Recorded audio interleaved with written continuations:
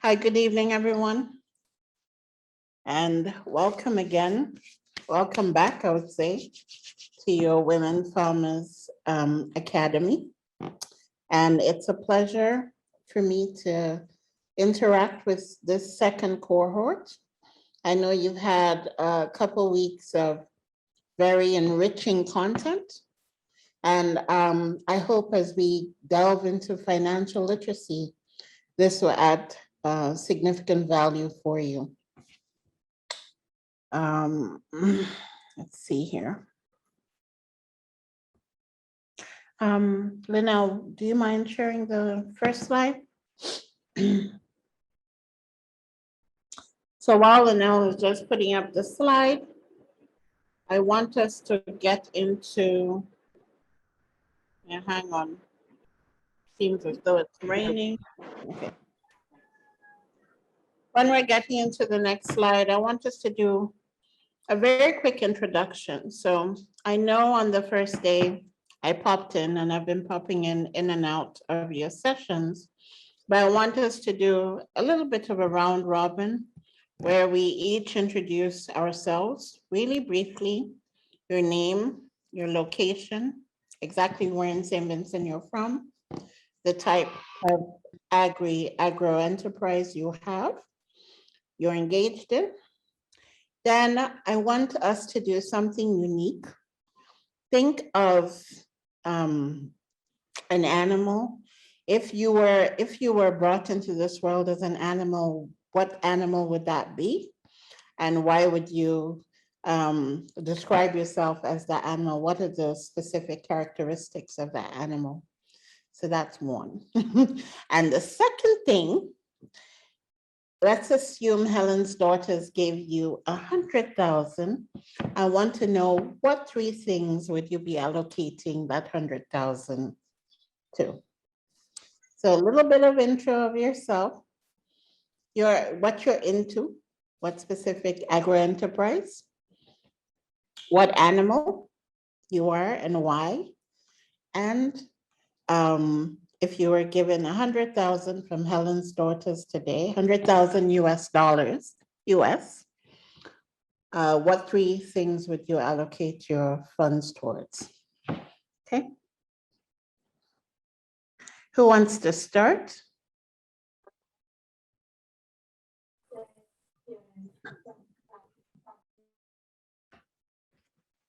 I'll start. I hope I remember every question. This is Janiel King speaking. Yes, The name of my, hello? Go ahead, Janelle. Okay. The name of my business is Home Garden SVG. Mm-hmm. The other question was, I don't forget the question now. Okay. Your name, where exactly in SVG are you from? Siren Hill. Siren Got Hill. Okay. Yeah. that. Name of your enterprise, but what specific type of enterprise are you into? Are you into horticulture? Are you into, cosmetics? What exactly are you into? Sustainable agriculture. Meaning? As it relates to what I'm actually doing is, hold on one sec, is creating produce that are specifically targeted towards diabetics, ages 25 to 45 women. Products such as root crops. Okay, root The type of, I'm not sure if you just heard me, the type of animal or species I would be is an eagle. What I would do with 100, the amount of money that you just spoke about, I would put some towards market research. Mm-hmm. I would put some towards operational cost, and I would put some towards. I just went blank. I cannot believe that. I had the three things in my head. I would put some towards marketing. So I'll follow market research, but that's it for me for right now. Okay, wait, why an eagle? like an eagle because one, they stick together. One, they support each other. Two, they have a great view to assess all that they need to ensure their survival, right? I find they believe in team, right? And I consider them, though they don't live in a jungle, like kind of like the queen of the jungle of some sort. That's my take on it. All right. Thank you, Janelle. Next. That wasn't too hard. Good afternoon. My name is Wiley Morford. I am from Belmont. I actually farm, I do ground provision, I do vegetables, and I also sell seeds. I also an eagle because I believe in soaring to higher heights. Okay. If I'm given, what you said again, 100,000 US. 100,000 US. Well, I want to start my own small business. I want to invest in a mill. Actually, I want to do my own corn processing. That's the dry corn meal. So I want to invest in my own business. And also I want to do juice production, that is pulping and juicing. So I want to sell pulp and juices, but not just for like the hotels. I want to go into the supermarkets. I want to open my own juice business. So that's basically it. Okay, so supermarkets and hotels. And you said the corn, what kind of corn again? I wanna be, well, I plant corn. So I actually at the moment I'm trying to source my own mill so that I can do the grind corn. So I can do packaging. Okay. So I have my own mill and I can do packaging and sell to supermarkets and other businesses. Okay. Okay, good afternoon. My name is Rosette Bacchus. I live at Queens Drive. I am into backyard gardening. If I were to be an animal, I think I would choose to be a dog. Why? Dogs are faithful companions. At the same time, they could choose to be aggressive when they sense danger. So, and at the same time, they have the other side of them where they can be loving and loyal as well. So I think I like that personality and those personalities for a dog. If given 100,000 US dollars, I would use it, one, to develop my backyard garden into a tourist attraction, because it's not just a backyard garden. I take pride in what I do. So it's very organized, very systematic and so forth. So I would put in things like irrigation.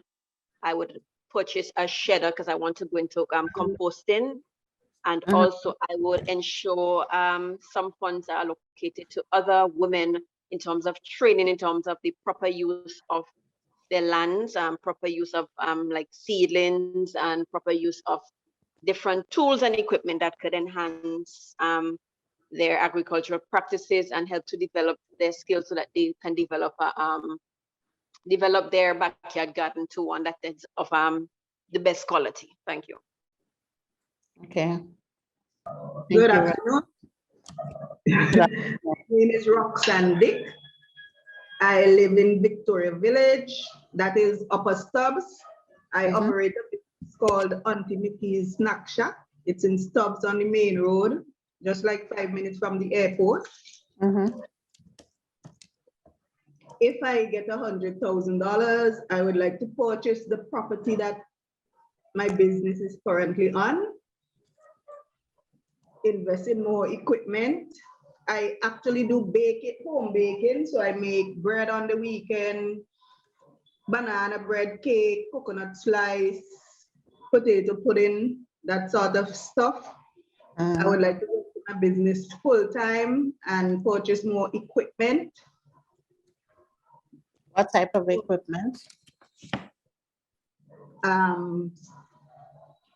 Like a grinder for the potato and the coconut. Okay. A better oven that I could do large quantity of bread. Develop a space that I could actually bake and not use my kitchen to bake. Okay. Like a bit, okay. Yes. because I would like to supply more persons with bread, homemade quality bread. Okay. And stuff like potato pudding, as I said, banana bread, coconut. Okay. I also sell ice cream at my shop. I would like to train so that I could make my own ice cream and not have to buy and sell over. Right Okay. now, I'm not sure what animal I would like to be.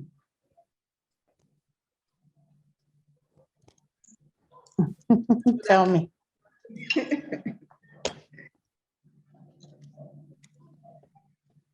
Tell me what kind of animal? Hello. 1 second. Let me hear the animal. Roxanne? Yes, I'm thinking. You know, I like monkeys, you know. Oh, you can come to St. Kitts. Have so much monkeys there in my backyard. Industrious. So actually, I believe I would like to be a monkey. Okay, because you see monkey as an industrious? Smart and industrious, yes. Mm, It's the kind of things that they will come up with. okay, creative. Yes, yes. Yep, I have a monkey Hello. in my backyard. Go ahead. Hello. My name is Vina Matthews. I am into agri-processing and also vegetable gardening. The agri-processing that I do is tea. I make tea bags from local herbs available in St. Vincent. I'm from St. Vincent. I'm from Newgrounds. And if I get the opportunity to get that money, I'll set up a water irrigation system. I'll get some more lands, and also I'll get more training in organic farming, and also I'll get a greenhouse and get more equipments that are modernized. And the animal that I am, I asked my sister just now and she said, you're a lion. And I Googled about it and it's very true because I'm a natural, lion is a natural spirit animal that is a true leader. And I think I'm a leader because I'm just 21 years old and I'm running a small, somewhat, I think it's a very successful business because currently I'm the only person in the world making that type of tea. So I think I'm a lion, a true leader. What is it you make again? I make herbal teas and the Oh, plant yeah, that I herbal tea. use is Lantana Camara. Sorry, the what you do? The plants that I am currently using is Lantana Camara. It's also known as Bodymia in St. Vincent or baby bush. And I have Baby couple bush, friends. mhm. Yeah, I have couple of friends in South Africa and different parts of the world, and they told me there's no one that makes tea from that bush. But in Africa, they use the plant itself to make tea and use different, but no one have never turned it into an actual tea bag. Nice vertical, neat, okay. Thank you. All right, Vanel, and you're from Newgrounds. Okay, gotcha. Hi, good night. Hi, good night. My name is Alita Garaway. I am the manager and owner of Aurora's. Hi, Miss Uno. Good night. How are you? How are you? I am good. It's been a while. I know. They've been here in St. Kitts. I know. I hope it doesn't help. And then Liat, of course, doesn't help. I know. Go ahead. I understand. Okay. I am an agro-processor by profession. Little bit of backyard gardening, but only for some of your produce.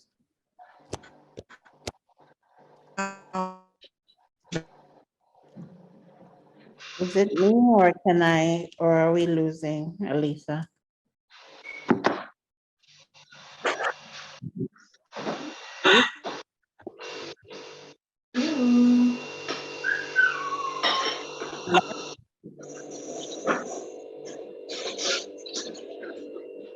I think someone has their microphones on. It's producing a sound. You don't have enough food already. Okay, hold on. More? That's all it's at.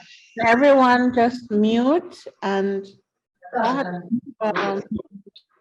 happened to Elisa? Did she drop out?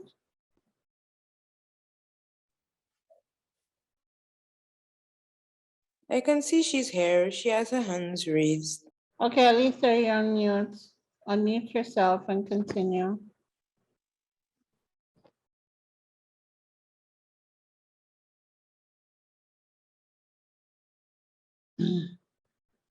Probably Elisa is having problems. Okay, we'll come back to you, Elisa. Elisa, can you? Yes, I am back. Okay, you're back. Go ahead. Hello.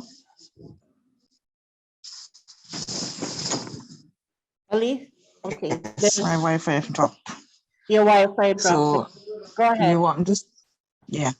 Mhm. So I was saying, you want me to start over? I just want me to continue from where I cut off. You cut off from, you are agro-processor, but you do a little. Nicholas, bring something with you and say running money now. Everybody Yeah, mute your yes. mic so that Elisa can speak. Okay, I was saying, let me start over. My name is Alita Galloway. I am originally from Canawan, but living in Bel Air. I am an agro-processor by profession. Mhm. I'm the owner and the manager for Auroras. We have our products in the 3 masses, quantity number 2, PH Vera, Nice Trade in Beckway, and 3 businesses in Canawan. And Charisma Stick. The animal I would choose is a cat. Very loving, very nice. But once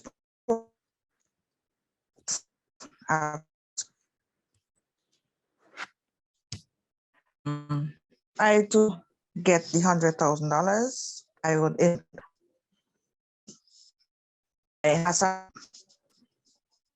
some base or something to start. I would invest the bottle, and I'll also do some marketing research. Thank you very much. What was the first two? You're breaking up a bit. Before marketing research.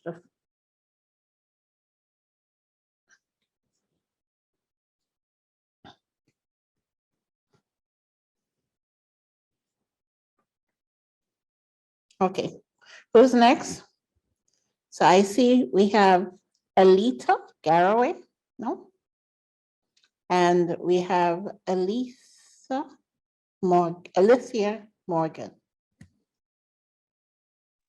Hi, good night. Go ahead. My name is Althea. My name is Althea. Althea Morgan. I'm from Mespo in St. Vincent. Well, the animal I would like to be is a pet fish. More specifically, if I could be a green swordtail and a male. Wow, specific. I love pets, and I have a couple pet fishes. But this green swordtail, it is amazing. I just love to see it move. Really?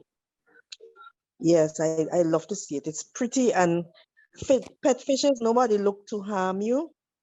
They feed you and admire you, so you're safe in your aquarium.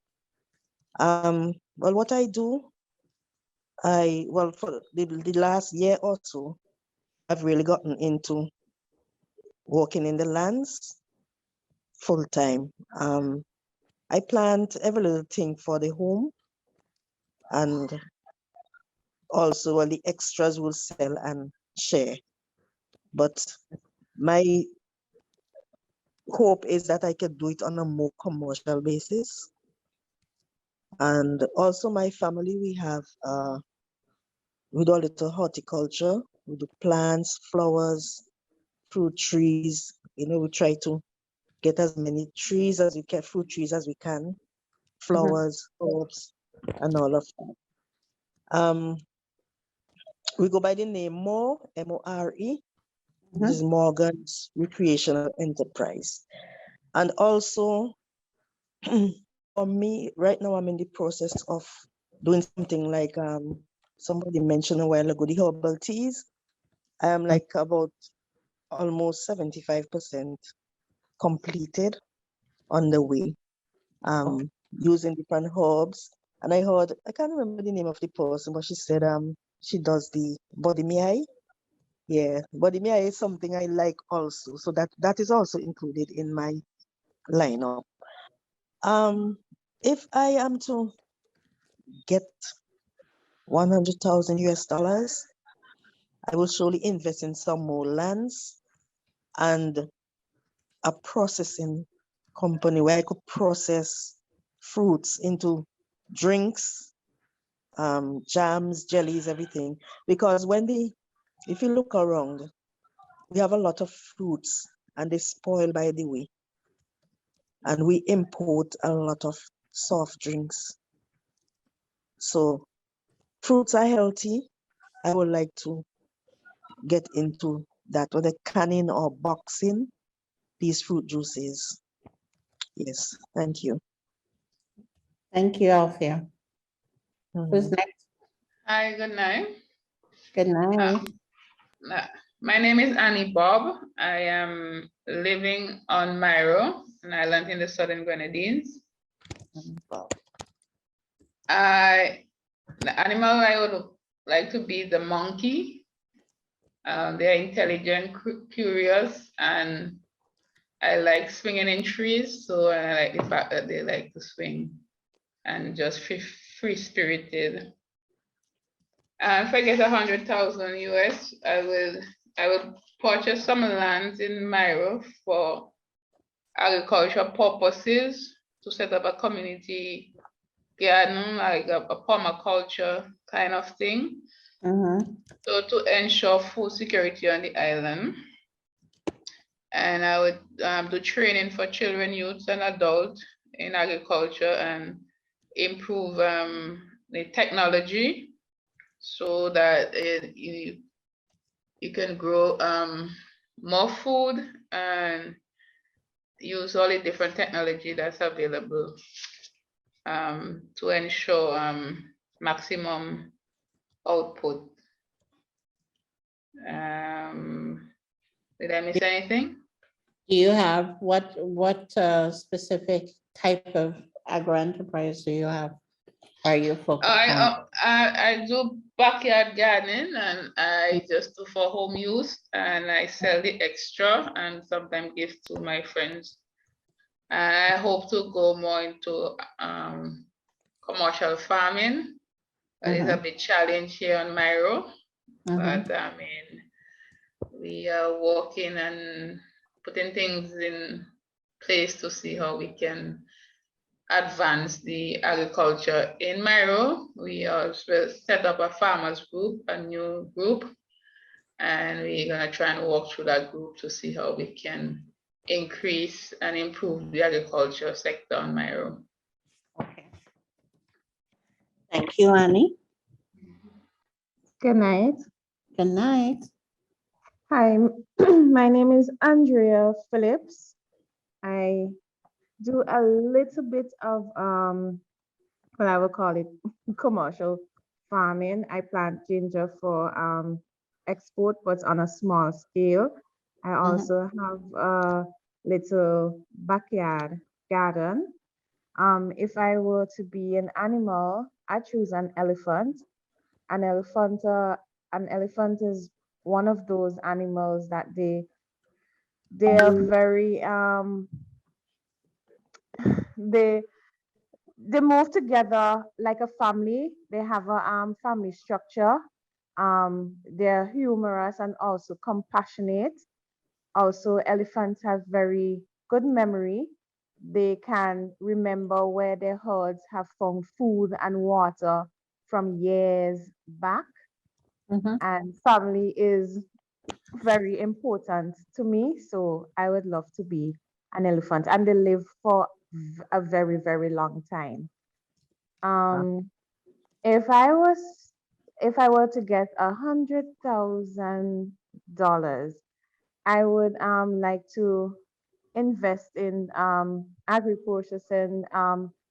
Particularly, I would like to get flour from the ground provisions, the ground food that we grow in St. Vincent, and use it in a bakery of which I wish to own one day, so that I can, everything that is baked would be first from the ground. We have an infusion of potato, breadfruit, everything that you can think of that we grow. All the herbs that we grow would be infused in the breads and cakes and so on. Also, I'd like to do more snacks that are healthy for children instead of corn curls. I'd like to try to find different ways to inculcate fruits and vegetables so that the children would love to eat it. It will taste good for them to eat. I think that's about it. Okay. Perfect. Nice to meet you. Good night. Good night. My name is Charlie Welch. Good night, Charlie. I live at Kittels. I just have a little kitchen garden in my yard, but I love doing it. I have a full-time job. So this is just, I do my kitchen garden to sustain myself, also to as a form of recreation. Okay. If I'm to be an animal, I would be a lion because I lead. I'm a born leader. If I'm to get $100,000, I would definitely get more lands, and I would like to have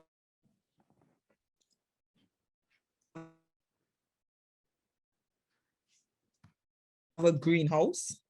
I would plant vegetables, and also I would like to do to have a business that does strictly natural juices. You just come and buy the natural juices by, let's say, a gallon, or by 4 pints, whatever you want. Just natural juices, you buy it and you do whatever you want with it. Okay. Yes.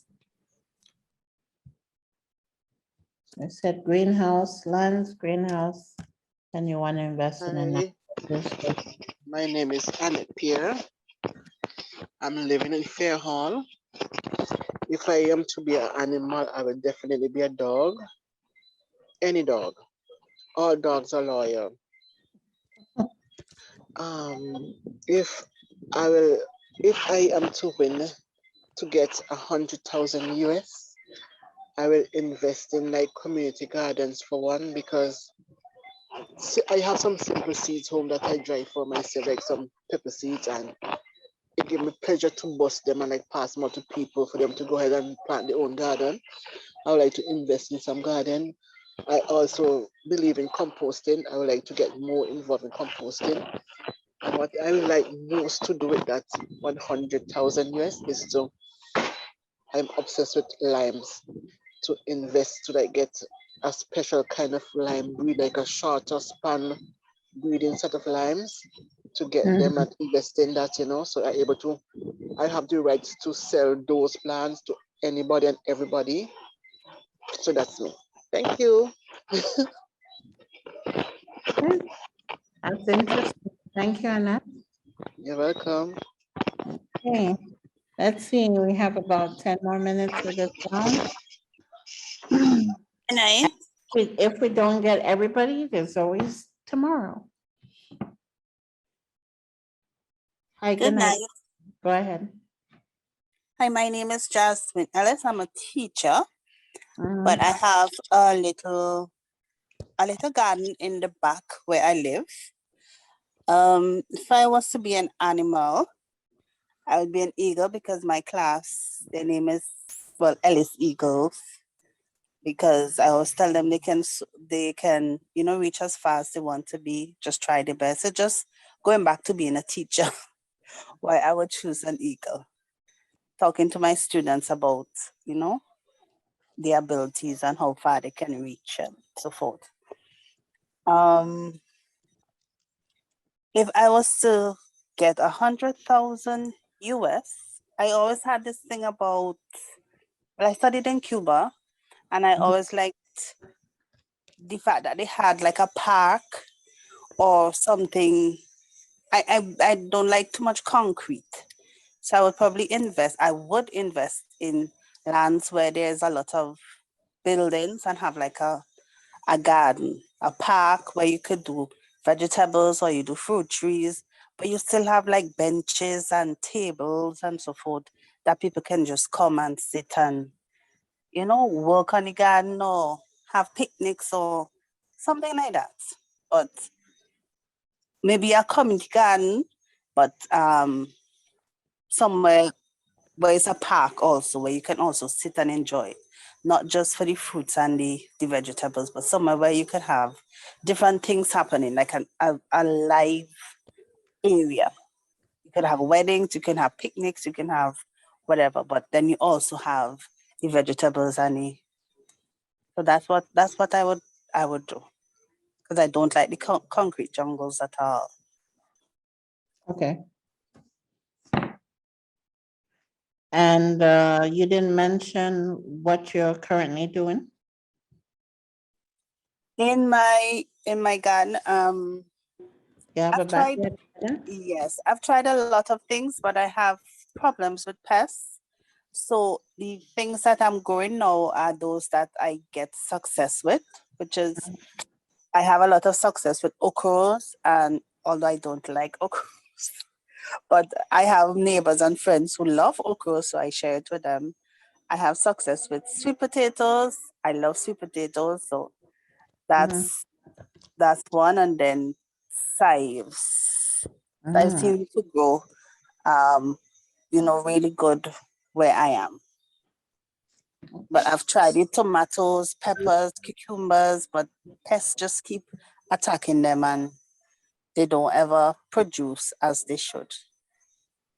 Okay. You should actually check that out with Yeah, well, I learned a lot about what things I can do to combat the various pests that are present. It's just for me to actually put it into practice now, like start over and put it into practice. Yeah, but I learned a lot over the past couple of weeks. with Things that sustainable would agriculture. Yeah. Yes, things that would help me. Perfect. Yeah. Okay, thank you. Nice to meet you. Same here. Avita. Hi, Telly. Hi. Hi, Telly. And then Roxanne after Avita and then Hortense. Okay, go ahead. Okay, I am Avita Lois. I am retired. I have my backyard gardening. I grow celery. I have peppers, flavor peppers, and the sweet peppers. I have lettuce. I have ginger, tomatoes, cucumbers, okra, spinach. I tried beet. My cabbage is coming up nicely. My chive is also coming up nicely. And I also have butter beans. I just set some lettuce for choy and cabbage, so they just start to show the heads. So they're coming up very nicely. I too had a problem with pests. But what I do, I liaise with somebody from the Ministry of Agriculture. And I also liaise with somebody at the input warehouse, agriculture input warehouse. Perfect. For me to be an animal, of course, I would be a dog. I love a dog, yes. I love dogs. They are very protective. I have two at the moment. And everywhere I go, they are there with me. If I go up to where I do my gardening, they will come and they will sit there with me. If I move, they will come with me. If when I go back, they would come with me. So they are very, very protective. So I would be a dog. Okay. In terms of the, is it 100,000 US dollars? What are the three things you will allocate your funds? One of the things I've always wanted in life, if I, get the funds and stuff, is to buy a piece of land. And my heart always go out to the homeless. So I would build a facility for them, and I will have them grow different fruits and vegetables and stuff like that, which can help themselves and also for sale, so it will then keep the home up and running. So that I would definitely do, because my heart really go out for the homeless people, the lesser fortunate people. So that is what I would do with that money. So have a facility for them to hold how much ever it can, according to how much the funds run. And then have the fruits and vegetables and so on. Then with the fruits, you make juices and stuff like that. Sell back the vegetables to the supermarkets and, keep them busy. Let it also be a learning process for all of us. So you're more looking at what I will call a social enterprise then? Right, something like that, but have to have the vegetables and the fruits and whatever there also for them, something for them to do. And, so to keep them busy and keep their minds also occupied, because we do not know why sometimes they get homeless, maybe follow, taking different things or whatever. But sometimes, and that same money that you get with the fruits and vegetables, that same money can also help with whatever medication they may need to get and stuff like that. That has always been my goal. And it's, yeah. Okay, awesome. So I think I covered everything, right? Yes, you did. Okay, good. And good to hear you tell. It's been a long time. Very, Okay. very, very. All right. Roxanne, which one? Oh, we have two Roxannes in here. Okay. So Roxanne John has her hands up. Roxanne, go ahead. Yeah, good afternoon, Roxanne John here. I'm a public servant, but I also practice small farming, planting vegetables, and like save some fruit trees, and we do bananas. If I to get 100,000 US, I will invest in more farming lands, and also to apply some of the sustainable farming techniques that we learned through this program. For the last couple of weeks, there are a lot of things I learned that we could apply. Some of it may be costly to apply to implement, so those funds will be useful. And if I had to be an animal, I would prefer to be an ant. An ant is not slothful in business, very smart, and they will store up their food for winter days. So I want to be very industrious and energetic in my business, and also you always put something aside for, because in agriculture it's very unpredictable, so you have to prepare yourself for the future. Anything I missed? No, well, you didn't tell us where you actually are. I missed that. Where do you live? Oh, I'm in Evesham. Evesham, In okay. the Maricopa constituency. Right. Okay. Very luscious Evesham. Okay, so the next person, Roxanne Hamilton. Okay. Hello, good evening. Evening. After Roxanne Hamilton, we'll have Militia. And then Who was there before? Let's take. Okay, those two. Okay, good evening. My name is Roxanne Hamilton from Barley. I'm a teacher. When I'm on break, I take up the backyard gardening to help my husband because he should actually be eating those vegetables and stuff like that. So I took it up to really help him out. Last year we started chicken, the poultry, and we are continuing with it. I've never really pictured myself as an animal, wanting to be like one, but I'm most fascinated by the peacock. They're very graceful. If I'm to get $100,000, I would purchase more land and set up a hydroponic system because I like that. Okay. Thank you. And do you aspire to grow your business? I'm thinking about it, but teaching takes a lot from me. So it's mostly when I'm home in the afternoon and when school break that I would actually have time to deal with it. But I really spend time doing it. They even calling me Farmer Brown, which I don't like, but I'm really enjoying what I'm doing so far. Okay. All right. Nice to meet you. Okay, let's Same go. here.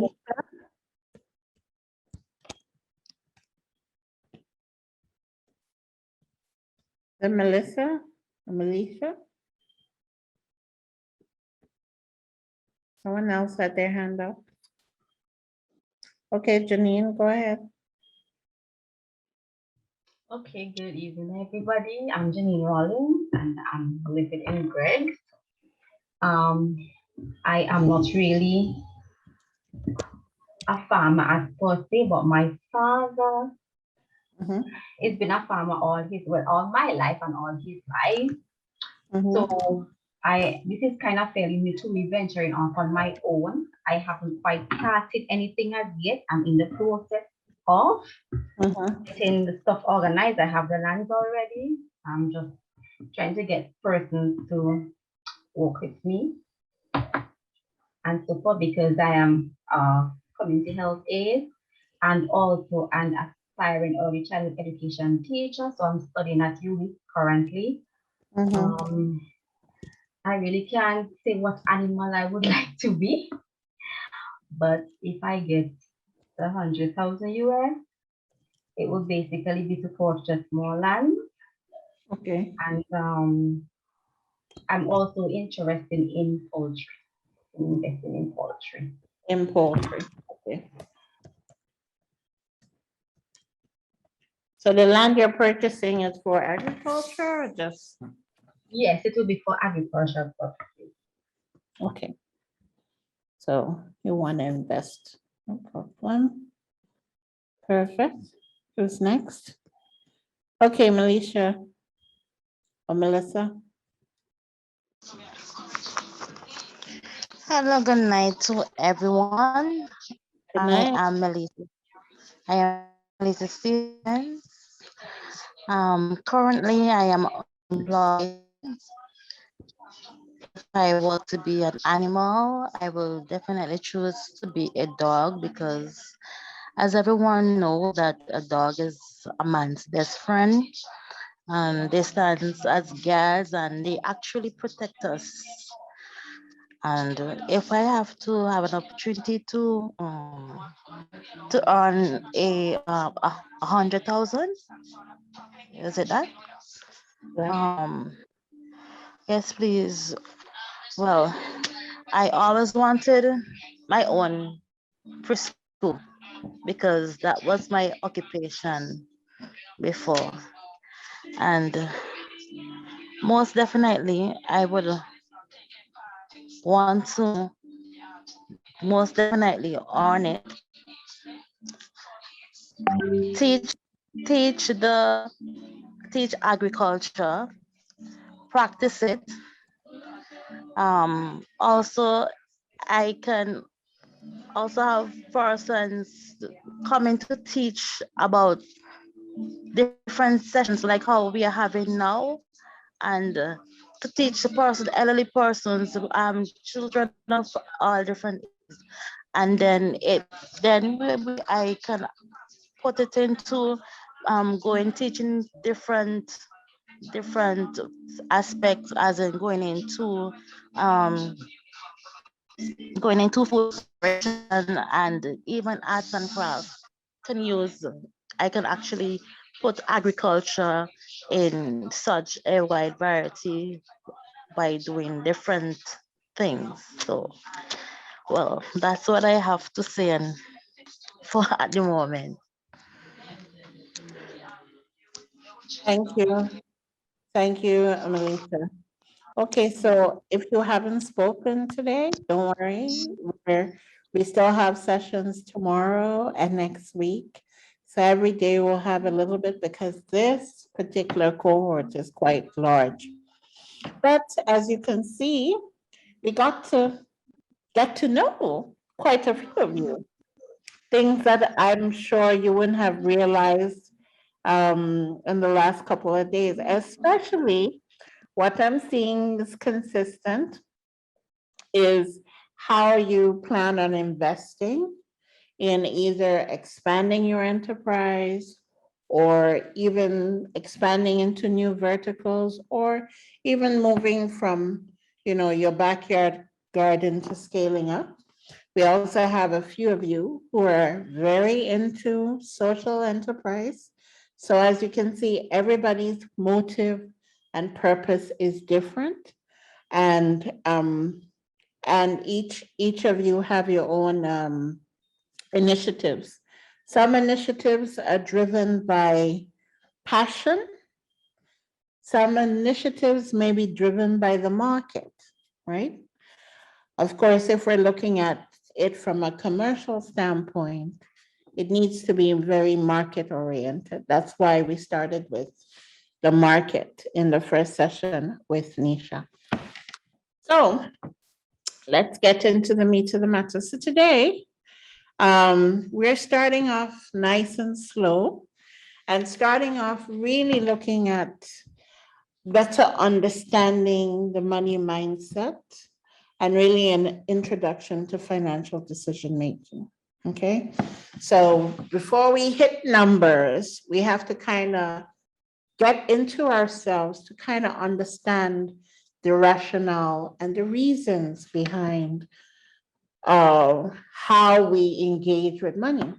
Okay, we have some hands up still. Are these from before?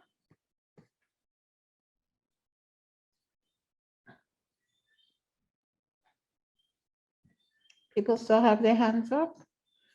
Oh, Janine, your hand is still up.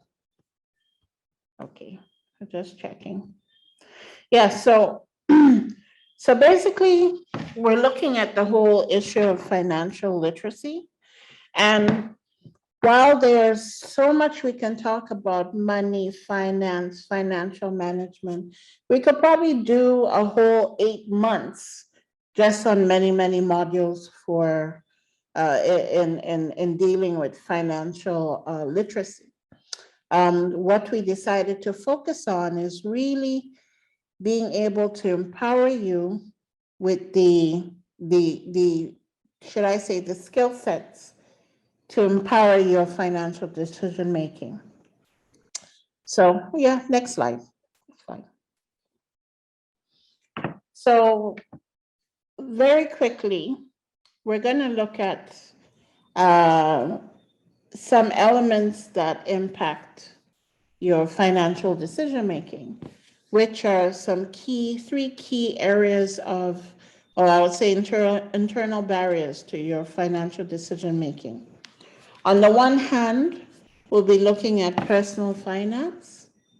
And on the other hand, we'll also be looking at business finance and very specifically supporting your various agri enterprises, whether it is you're into subsistence or commercial agriculture production, or you're into even things like livestock, horticulture, or even into agro-processing, be it your teas, be it your condiments and seasoning, or even those going off into herbs and cosmetics, etc.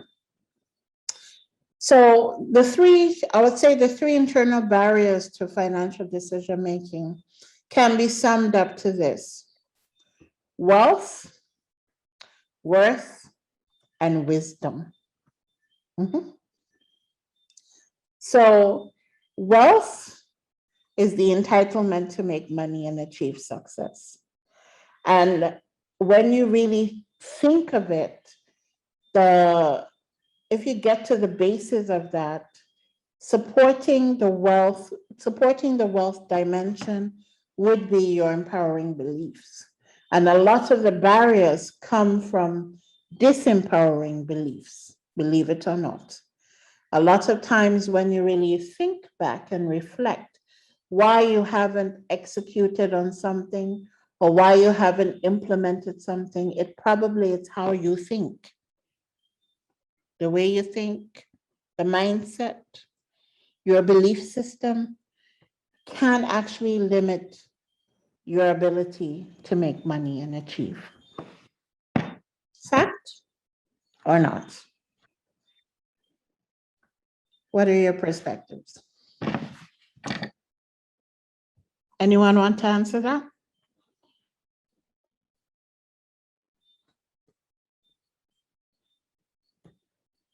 Okay, I'll continue. Can you repeat the question, please?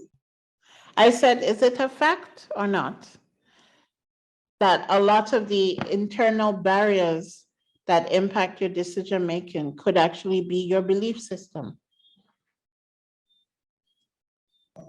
Yes, that is true. Okay, we'll have a discussion on it shortly. The second one is worth, and that has to do with our confidence levels, our self-belief. And believe me, it ties in with also belief system. So you have, on the one hand, your belief system, and on the other hand, your self-worth and how you see yourself and your confidence levels. And as women, unfortunately, these are two key areas that prevent us from succeeding. Wisdom, the ability for us to focus and think strategically and really allocate and prioritize things is very key, very important. So wisdom. So a lot of time we may have wisdom, but we might have some challenges with our belief systems or the fact that we have what we call an imposter syndrome in some cases where, say you're coming into, for those of you who are new into agriculture, you may feel, oh, I don't have enough knowledge. So because of that, you might be afraid to reach out and basically limit yourself. So true. Yeah, and limit yourself and and remember you have this inner voice talking to yourself to say, oh man, you can't do it, or you can't really think that you can achieve this and that. And a lot of times for us, even when we're looking at the stage we're in and say, okay, right now I might be a subsistence farmer, I might have my backyard farm, but you might not necessarily, maybe you would like to have a bigger farm or commercial, but you don't necessarily see yourself there. So that's another element of this internal struggle we have. So one of the, go ahead. When you Jasmine? say belief system, can you give me an example? So just that I know that I'm on the same track with you. Okay, we're getting into that. So everybody has a money story, okay? And how we engage with money and how we address money it really depends on perhaps how we were socialized, how society had influenced us, probably even our culture, a number of things. So I will answer that and give you more examples as we go on into the session. No problem. Next slide. So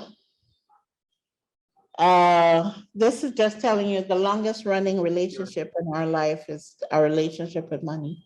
And that's a fact. But the question is, what is money?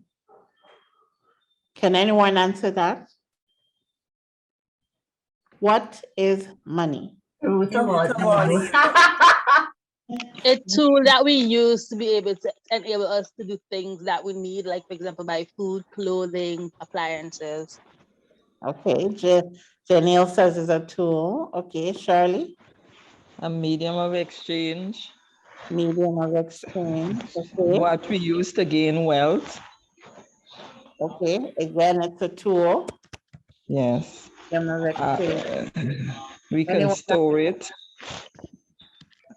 Okay, Charlie says you can store it. Yeah. Anybody else? What is money?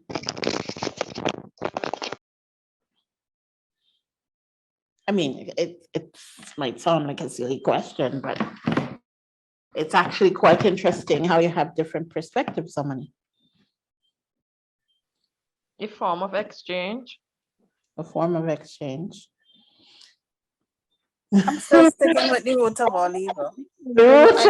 Now we're getting into some different perspectives. Someone said it's the root of all evil. Okay. Anybody side with her? Yes, I said that earlier. It's the love of money. That's the root of all evil. Yes, that's right. It's the love of money that is the root of all evil. So who was asking me about examples of belief system earlier?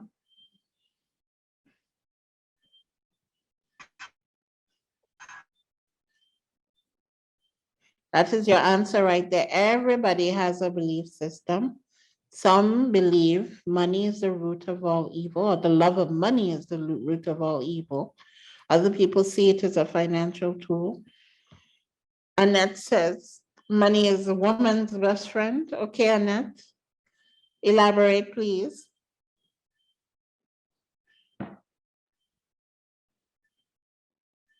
Can you speak? Hi, good evening, Annette speaking here.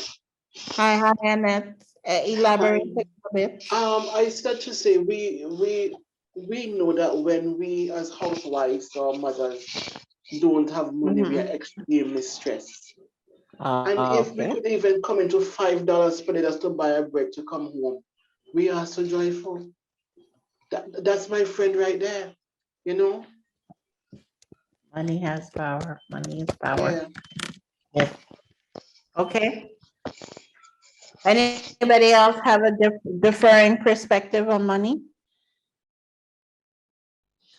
Kathleen says money is a physical, tangible object. Really, is it physical?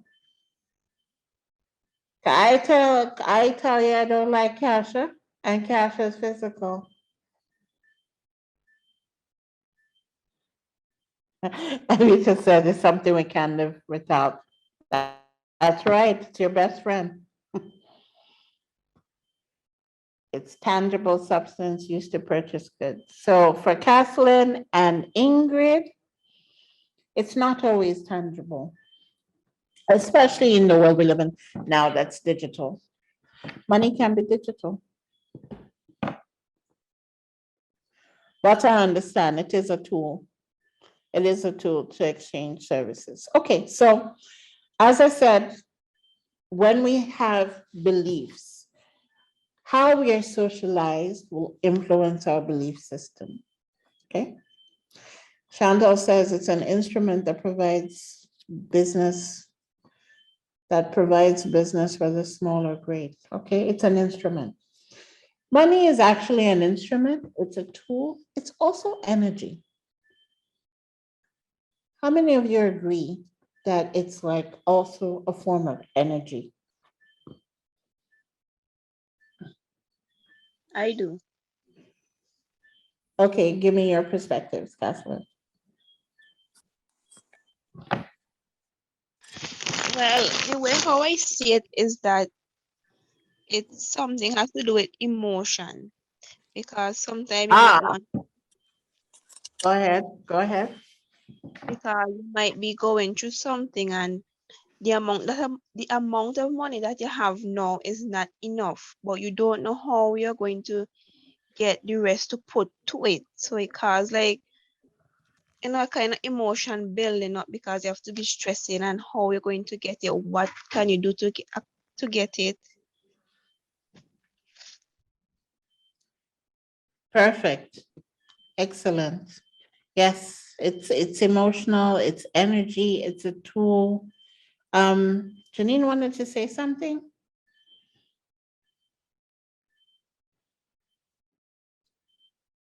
Someone else wanted to say something while Catherine was speaking. Was it Janine?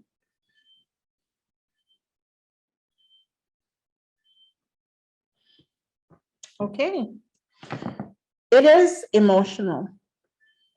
And because it is emotional and it has an impact on your psyche, obviously, it will determine your behavior as well. This is why different people have, based on their belief system, their practice, their habits, have different or display different financial behaviors.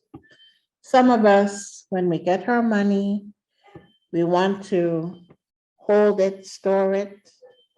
Like, for example, Roxanne said she's an aunt, and aunts store up their food for winter days and always put something aside. So I bet you Roxanne is really good at saving.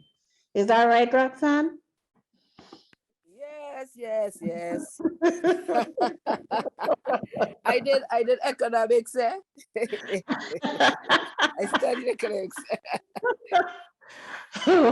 Well, some of us get the money and we're ready to spend and go party first. And then some of us, well, you have it, but then things happen and you end up spending it on other things. So anyway, yes, it has energy, it is emotional, and it does impact on financial behavior. Therefore, when we start thinking about financial literacy, the whole purpose of financial literacy is to promote and support your financial well-being, of your financial wellness. And that also means and has a link to ensuring that you're doing well with your decision making, so it doesn't influence or doesn't impact you in a negative context, especially when it comes to stress, or for either paying the bills, or you have debt, etc. That being said, things happen, but understanding that things happen and understanding where the risks are, you'll be better able to then make certain decisions about it. So that being said, how many of you agree then that really money is the root of all evil, or the love of money is the root of evil? I want to hear that debate, those persons who believe in that, and I why. believe the love of money. I believe the love of money because it came straight from the Bible. It's a biblical teaching. The love of money, and we can see it too. A lot of things that crime and all things that's happening, and a lot of deceitfulness that is happening in the world too is just because of the greed and the love of money. Okay. And do you also believe, based on, say, biblical teaching and based on what you have grown up with from a religious standpoint, that being wealthy is wrong or negative? Not at all. The Bible wish that we all prosper and be good health. So God desires for us to prosper, whether in wealth or in health. Okay. How many people believe that or believe that owning or earning wealth is bad based on your belief system?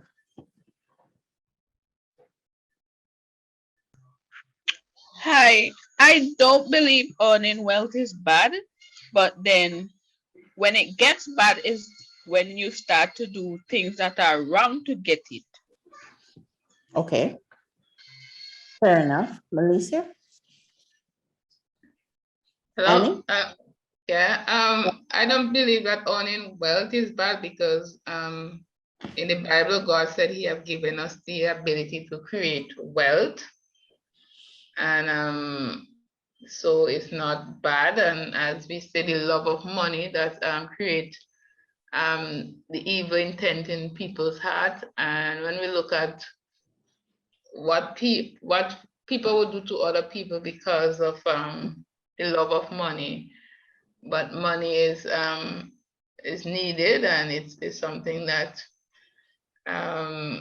it can help us to be less stressful if we have it in the to do what we need to do. Okay. I think money changes earning wealth. Sorry, Charlie, then Jasmine? Yeah. Yes. Okay, Miss, I think earning wealth, it's not bad. I think it's essential.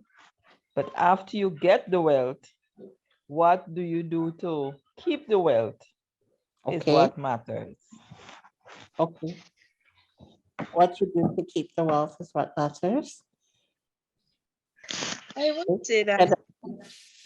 Head, Jasmine. I think that money changes people because I have seen people grow up poor and then they come into wealth, whether it be through education, and they just become a different person. I don't know if it's because they were like that all the time and then the money just brings it out, but I think money changes persons. Lenicia says money is the root of good things. The love of money which drives you to be unjust is what is wicked. Wealth is good in and of itself. Thank you. Go ahead. Yes, so money has its positive and its negative impact. Is where a person chooses to go about using money. The advantage of how they go about and process the usage of money, because I mean there's a lot of people who actually does good things with their money, as well as persons out there who just is greedy after getting it. Okay. Someone said money, Alicia said money brings false friends and true enemies. So saying that you have that, hold that, it brings false friends and true enemies, do you think it prevents you from achieving your goals to get money within your business? Because you're holding that, even if you're holding it in your subconscious, that you don't want to get so big to attract all these false friends. What do you think? Alicia, anyone? Annie? Okay, I would say it doesn't really, it should not really affect me in that kind of way, because if I'm going into something to make money, I'm going into it to make money, you know? So the false friends and the true enemies, you have to keep them at a distance, you know, because people will come and they want money. Once they see you have money, they want money. So you have to be wise and you have to be prudent. You ever thought that it's one of those things that prevents you from stepping out?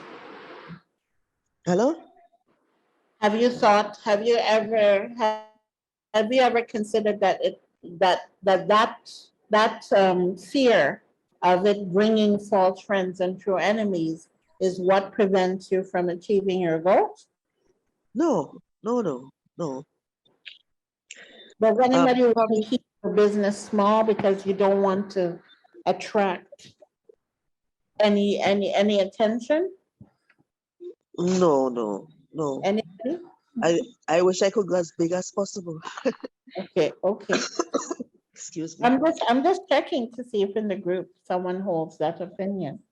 But are you saying it's a conscious fear or a subconscious fear? It could be No.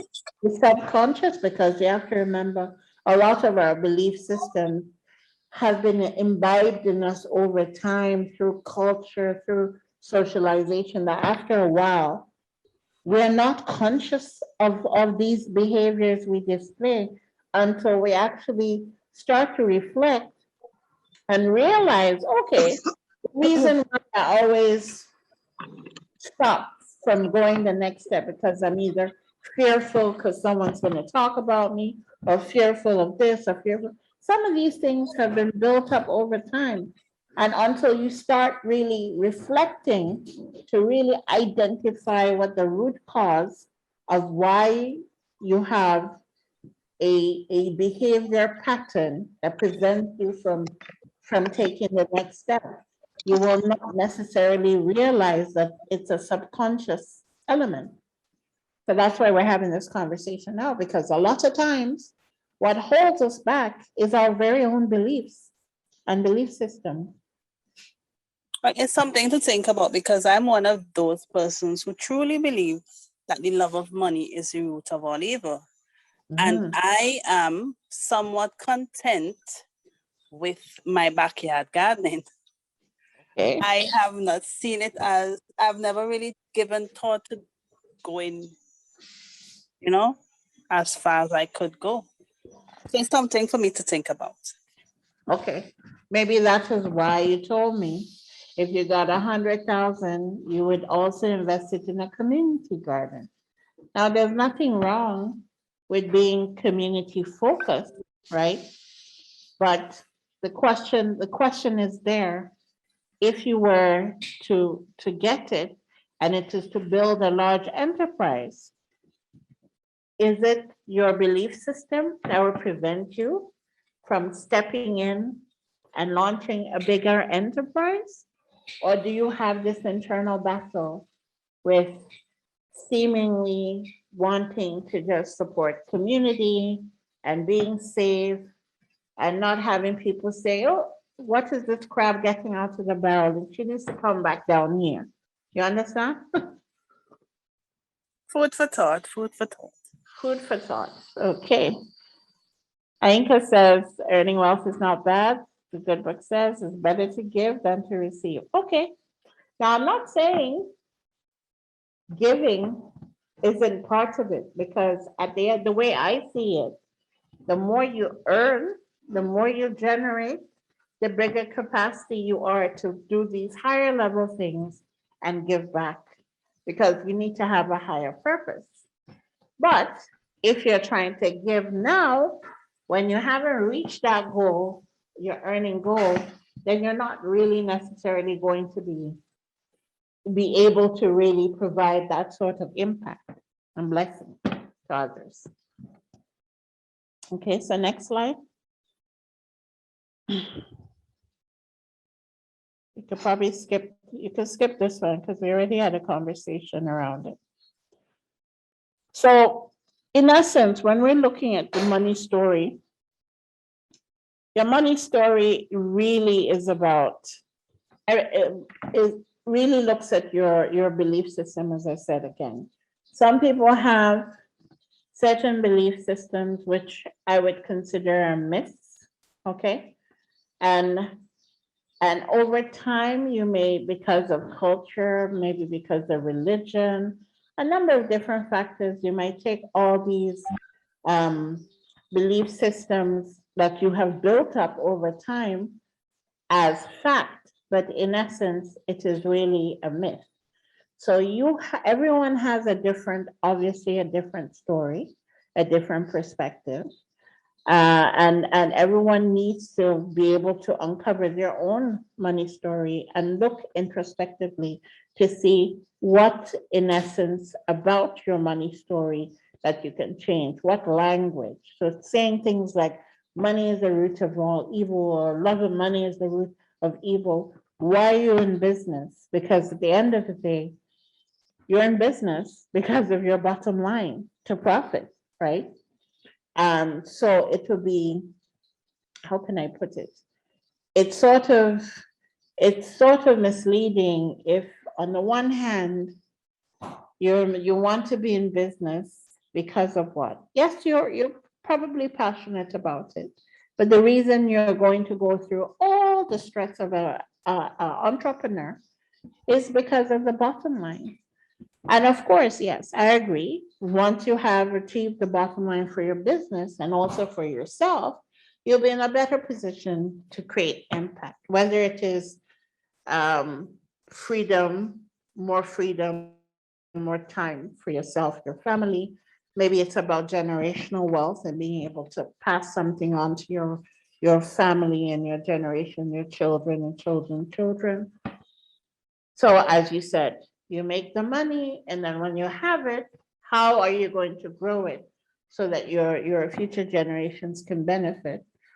And also, how can you also generate impact? Because again, if your value system has a true belief in, supporting, whether it is other women, whether it is impacting the youth, and so on, these are higher goals where at the end of the day, you can then use the wealth you're creating to also generate impact. That's important too. But being very intentional about it is key. So when we look at some of the myths of money, and I'll go through this quickly, some myths are, people say, oh, financial decisions are rational. And that's the truth. Financial decisions are rational, but they're also emotional. So when Catherine said money is about emotions, a lot of it is emotional. And a lot of our decision making, whether we might see it or not, are based on our emotions. Whether it is we're making a decision because we need to have that kind of security system. We need to feel safe and secure, so we make a decision in not necessarily investing in this and holding on. Or if you're a person that loves to hold on, I'm not saying savings is bad, but some people save, and never ever use what they're saving to reinvest into their business. So that's bad, because if you understand money needs to actually work, okay, you can't have money sitting down in a bank account doing nothing. You have to create a system that it starts working for you. So, and this is something in our region, we don't necessarily focus on savings for investment. We only focus on savings, and that can actually limit your ability to create and maintain the wealth you're creating. Some myths about money, emotions about money are bad, okay? But emotions tell us some key things, okay? All emotions, whether it is you have a negative emotion about money,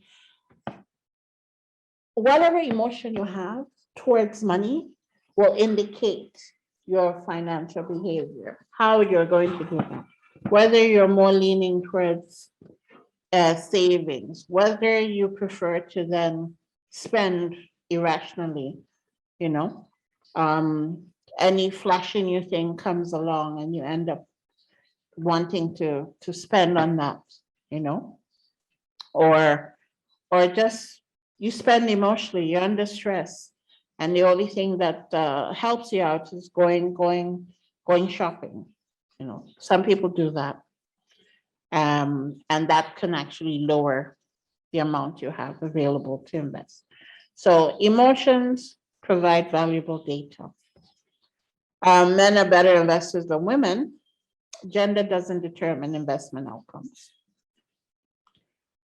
However, studies show women actually perform better when it comes to investments, meaning underlying investments, meaning they're better managers.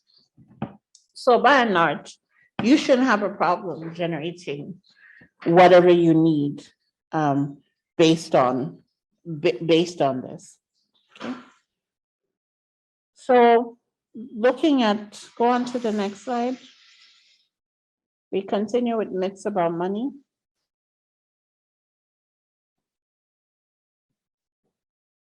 And now you're sleeping on me? Next slide. Next. And then the one after this. Let's see what time we have. Okay, we'll have a discussion here and then we're going to take a short break and then we continue. So in essence, when you think about money, you should think about the connection between money scripts and money behaviors. So as we said, your emotions are connected to your financial behavior, but then each person has their specific money script, meaning your belief system and certain language that's already incorporated in the way we operate that determine our financial behavior. So I wish we could have played the game cash flow, because the cash flow game would actually demonstrates everybody's money personality. But in lieu of that game, I'm going to send you a link to a survey with to describe your money behavior, because each person has a different money behavior. And then tomorrow when we connect, we're going to have a discussion based on what you discovered about your money behavior. Okay? So anyway, there is a connection between your feelings, your behavior, and your money script. Your money script is pretty much your belief system, your beliefs, your values, and everything. And if you have, and those influence your mindset as well. Okay. So next slide, let's get to the next slide, and then we'll take a break before we go into money story.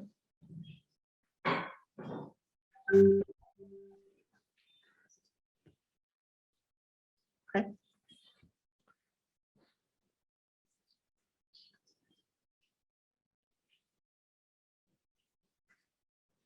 And now next slide. Okay. So as I mentioned before, we could summarize 6 influences that can impact the money story, right? Our culture, obviously in the region, our gender, the fact that we as women, we have a lot more, how do I put it? A lot more tasks in life where we're caregivers, whether it is childcare, elder care, all kind of care, man care, everything care. And that can actually impact some of our financial decisions, we can believe it or not.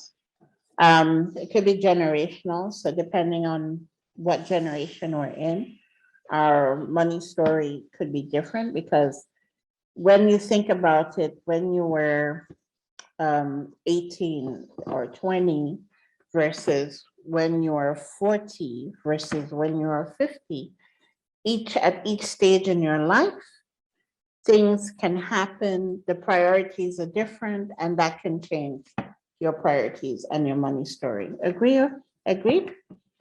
As we discussed, sometimes religion can impact. Some people, depending on the type of religion they're in, or even if they're Christian, you might have different within Christianity, you have different types of Christianity where in some contexts, they truly, truly, truly believe that money in itself is the root of all evil. You're not supposed to have any. Okay.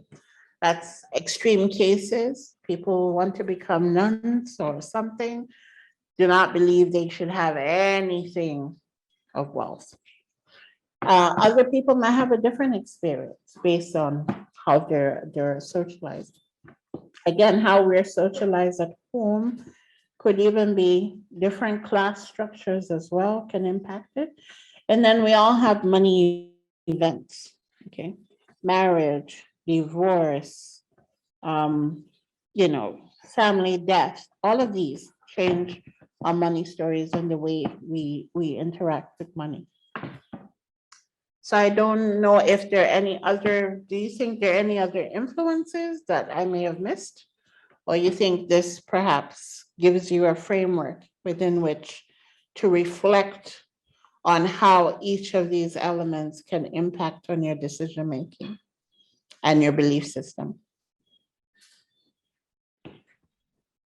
Ladies?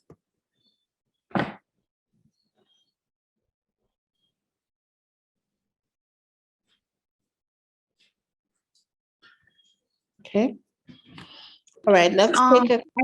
Sorry, I don't know if you said it already, but unemployment also, being unemployed and being a single parent, all That's that also. okay. Unemployment, relationships, would put it under money events, single parents. Kanisha, go ahead. How about past experiences? Because when I was younger, I used to be very good at managing my money, but I'm not sure at what stage in life it changed. I'm still good, but I'm having more and more challenges. So I don't know where that would fall, but I believe like past experiences could influence the money story. That's true.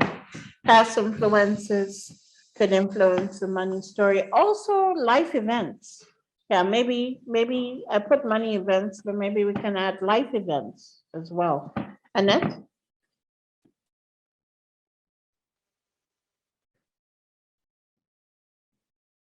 Annette, you have your hands up? You want to say something? Yes. Go ahead.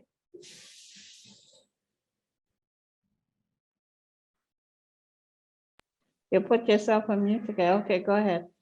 Fear. You're fearful. I am fearful of investing this money in this. I am fearful of buying this machine because it might break down. I need no money to fix it. Fear could have a big impact on our decisions. So that fall under what? Fear is part of the limiting beliefs. It's part of there should be a reason. Okay, so you might be fearful of investing. You might be fearful of buying a machine and having all this fear, but when you start to look at it, you have to peel your problem like an onion. Why are you having that fear? Who told you? Is it something you heard your mother tell you over and over again? Mind, you mustn't do this and do that, or else. Or because of someone experience, I am fearful because it happened to somebody, Or it could be, yes, or someone else's experience, and that's why you have acquired a particular fear. Avita? Yeah, sometimes you may want to expand your business and you may ask a friend or family member or somebody maybe in the same business, and you know where you want to go, but you get so much negative vibes from these people. Oh, you don't do this because you ain't see this happening, and somebody did this and you ain't see what happened. So it could also be a distraction. Right. Yeah, it could also be a distraction. It's like then you start questioning yourself then, should I really do it? And maybe they're right. And you know, so yeah. So I think that also could be a thing, yeah. Fear is also an emotion. So so you're right, if you have had a negative experience or you were trying to do something, and of course, culturally, we're in a space where people always tell you 1,000,001 things of how that can't work, this and that and that. So after a while, if you now take that into context and you are emotional about it, you can actually develop a fear of even trying or testing, all because of that particular experience. So that is correct, indeed correct. And if you start thinking about it critically and reflecting, you're going to see that a lot of times, fear as the emotion is the one main emotion that's preventing you from moving forward, all because of you had a past experience. That's why you find children generally do things without any issues. They're not afraid. They just play, they do things. But as they get older, out of the experiences, they start to restrict, and your mind tells you, okay, don't do this because you might be ashamed or someone might laugh at you or this and that. Alicia said promises. Explain. Charmaine says, don't tell others your plans, just make your moves. Okay, for instance, someone like, oh, like if you put it to someone that okay, that you're gonna, well, you want help in having a business opened, and now you put your all in all, your trust and everything in that person, and then at the end of the day they disappoint you. So I mean, promises also, I think, could work as being a failure also, if I'm correct. Yes. So I guess we have to develop a system where even though you have an experience, you have to kind of be positive and learn, always take a stance that you're going to learn something from it, no matter how negative. There's always something good. There's always, I say, there's always a silver lining around a cloud. No bad wind really blows per se, even though at the time we might not necessarily see it. So let's go on to the next slide and then we take a slight break. And this slide is important because at the end of the day, it comes down to if you look at your money script and your a holistic story kind of focuses on your mindset as well. So one of the ways of starting to uncover what your belief system is probably been looking at and reflecting on your actual mindset, how you approach things, not just financial, but in life. How do you approach things? Would you characterize yourself as having a fixed mindset, or would you characterize yourself as having a growth mindset? And this framework allows us to start to introspect and start to see what are some of the things about ourselves from our perspective and our mindsets to kind of see where we are in terms of that money story. So really quickly, if we're looking at our skills and intelligence, are you very fixed in saying, well, this is what it is? I know naturally all of you on this session, all of you doing the Farmers Academy, obviously are looking at growing and developing and improving yourself. So you don't necessarily have a fixed mindset, but I'm sure you've met certain people who think this is what they are, this is it. You can't tell them what to do, and they know it all. Okay. And they don't realize that change is a constant, right? So you might have met some people who really are set in what they're doing and do not want to do it. Even in our approaches to how we're running our own enterprises, be it, there's nothing wrong saying, okay, I want to remain a subsistence farmer and just improve it. But are you open to improving on being a subsistence farmer? Like the other lady said, if she got the money, she would like to improve the systems, implement tools, etc.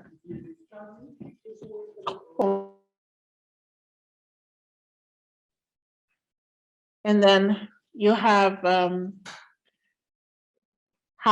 when we look at how our main concerns, are we thinking about improving ourselves, learning, getting better, improving our processes? So is that the perspective of your mindset? Or are you just looking at performance and being more efficient? Some people say, if it's not broken, don't fix it. Is that your perspective? Or do you see room for improvement and room for learning to improve and get better? So those are some perspectives. When we're looking at level of effort, do you see it as a part of learning? Meaning, if we approach things and we happen to fail, how do you react to failure? Do you see it as a stepping stone from learning how not to do something? Or do you see it as something that's just not good? Are you looking at it from how society sees it? Because in the Caribbean, in St. Vincent and the Grenadines, we frown upon failure, but do you see it as a stepping stone for learning? That's really important, especially as an entrepreneur. So that's something to think about.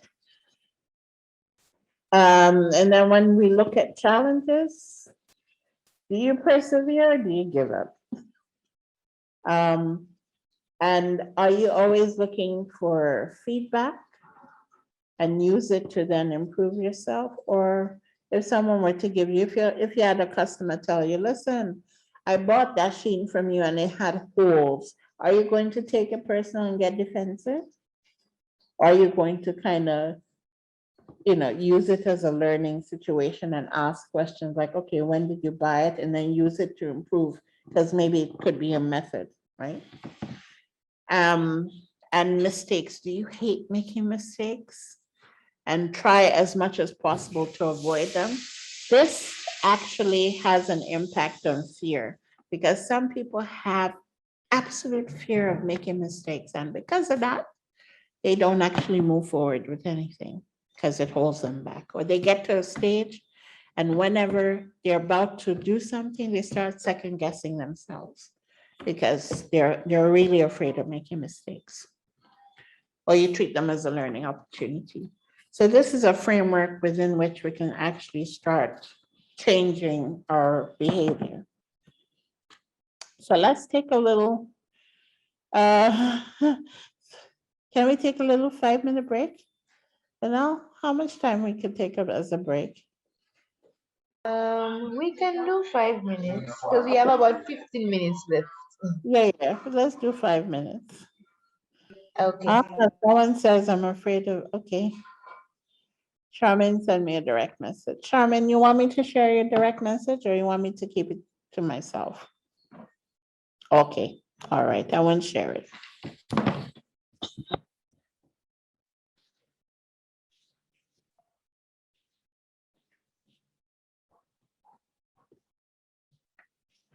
All right, so let's take 5 minutes. I'll come back to you. Go stretch your legs.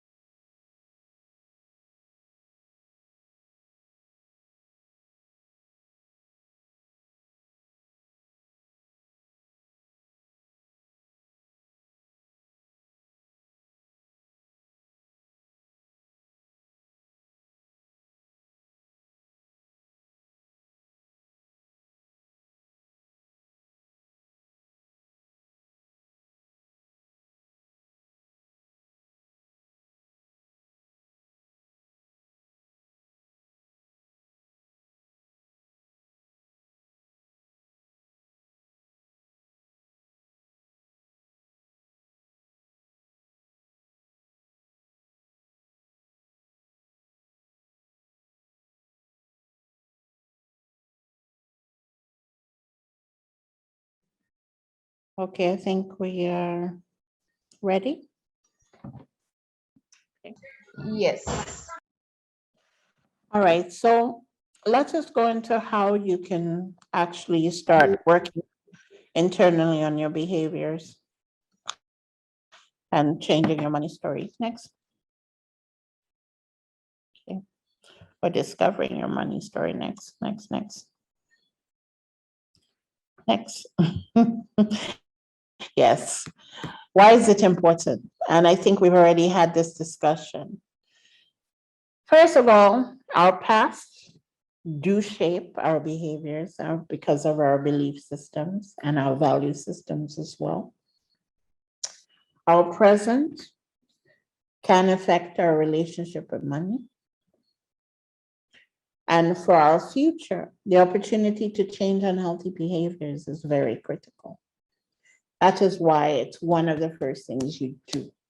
And it's something that if you were to go to any financial advisor, it doesn't even matter. You have people who have no money, even those who are wealthy, have to go through the same process because a lot of times financial behavior, again, behavior, as Kathleen mentioned, is highly emotional and it does have a lot to do with our belief system, even when you don't necessarily realize it.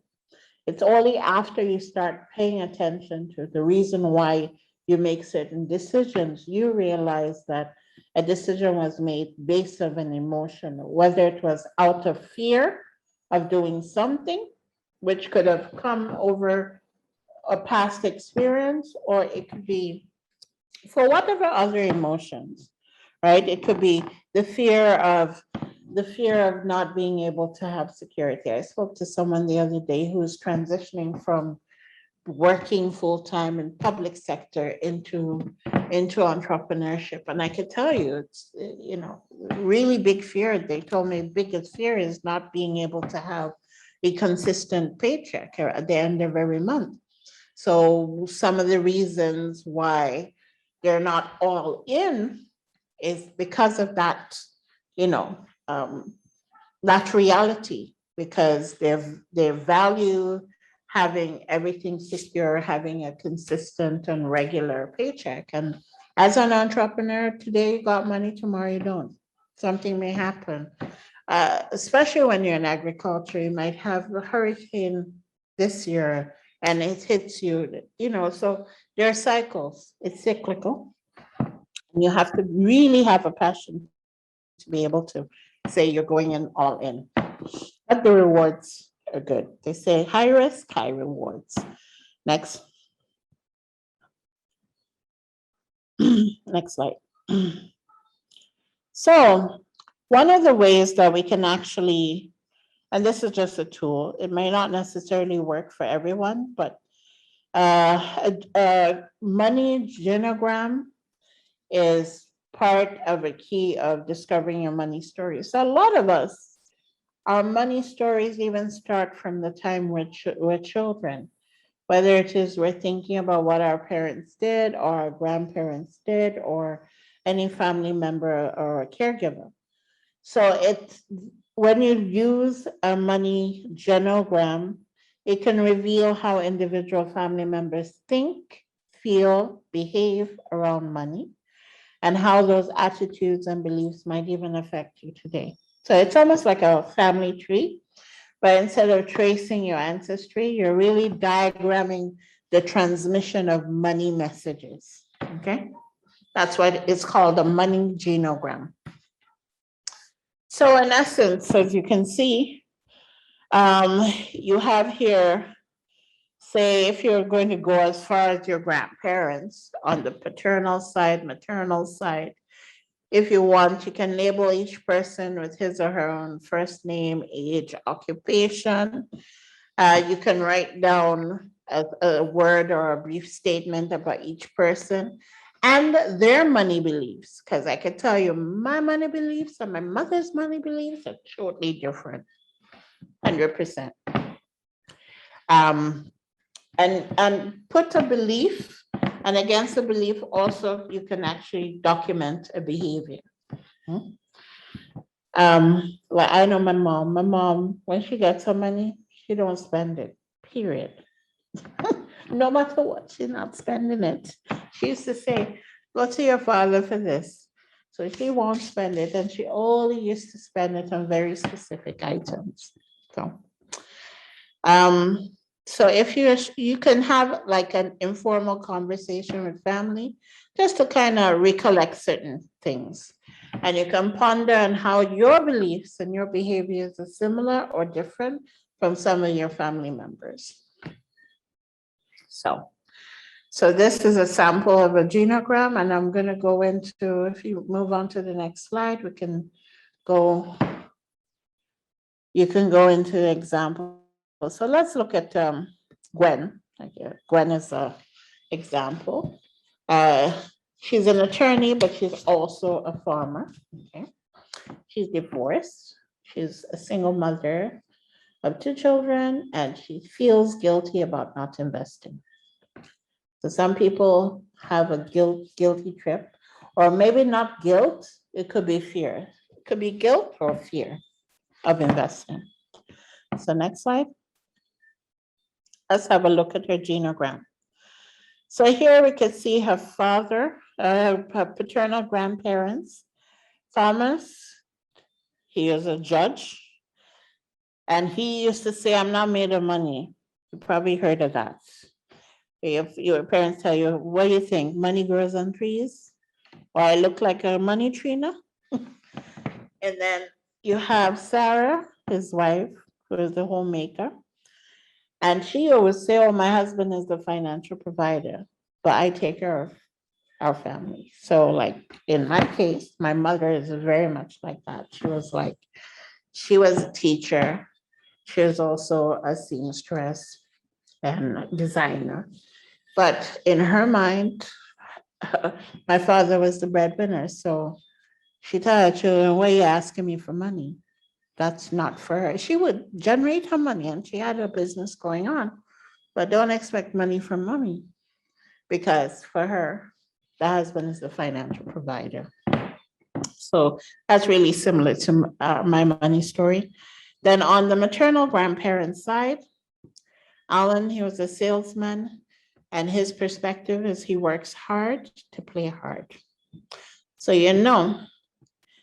he sounds like one of those men, when they get their money, they gone straight to drink, okay? Because he worked hard, and when Friday comes, you probably find him drinking some rum, strong rum, and spending. So if his wife don't hold on to that money, it's gone. So I don't know how many you can identify with people like that. Claudia, on the other hand, his wife, she's a substitute teacher. She always kept a secret stash for shopping. Because of his behavior, he probably be asking her for money all the time when he's run out of his money. She always had to now be hiding money for shopping and going to him, harass him, "Give me money for shopping." So as you can see, so this is like an example of different money behaviors. And I'm sure as you reflect, you probably might be able to document certain behaviors. Now, when you look at the second layer, which is Tom and Sophia, which is the parents, Tom, and Tom Jr. is now 75, a retired attorney, okay? His perspective is a woman's place is in the home. So he probably, his focus is on being the main financial provider. And Sophia probably was like a stay-home mother all her life because Tom don't want her to work. And probably she's, as you can see, she's a part-time daycare aide. And she will go, when she's under stress, she shops because it relieves the stress. She's an emotional shopper. So when you start looking at financial decision-making, where money is leaking, Sophia, when she get the money, she gone shopping. And then we're looking at Gwen, who's an attorney. She's divorced, so single mother, 2 kids.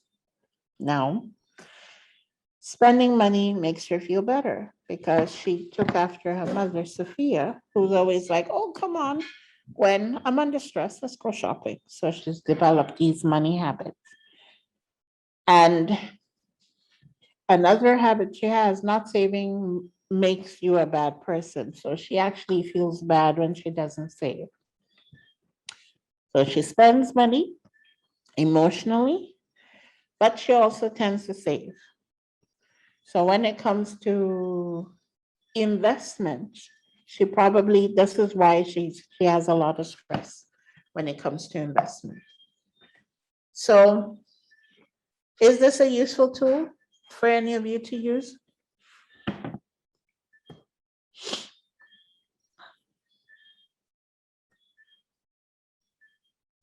I will share with you a blank version and maybe perhaps you can use that. So that's the genogram. So the second thing you need to do is consider your 6 key influences. So Linnell, if you go back a couple slides to the 6 influences, right? Back. We have like 2 more slides. Yeah, back. Yeah, here.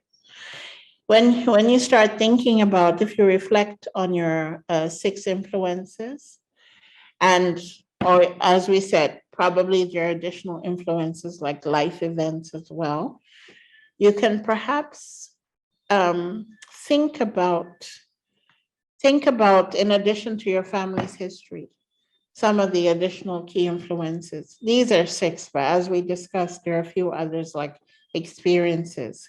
And jot down 1 or 2 thoughts or beliefs that you have about money, or you think it would have the most impact on your thoughts or beliefs about money. So, like, for example, if it's your ethnicity, culture, it can play a role in influencing your thoughts and beliefs. As we discussed, religion, sometimes religious and spiritual beliefs have us raised on how we look at money, wealth, and poverty.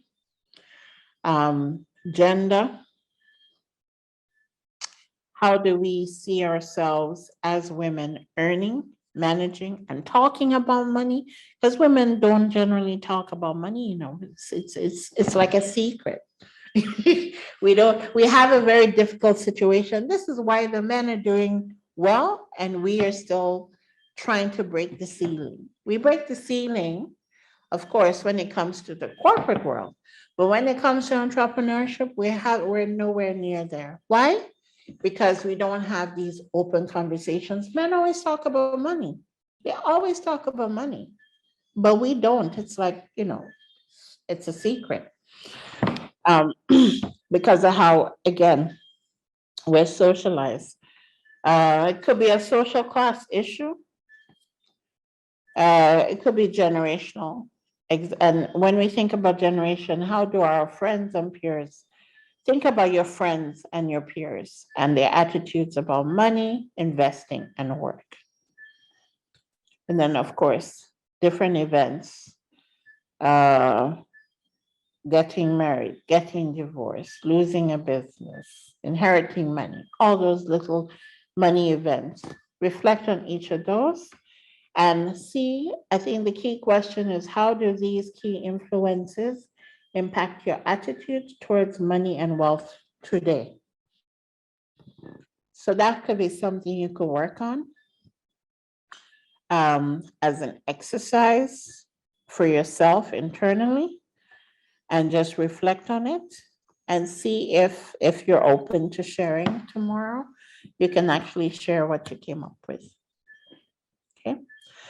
And then lastly, Linnell, if you fast forward your slides, please. Fast forward, fast forward, fast forward.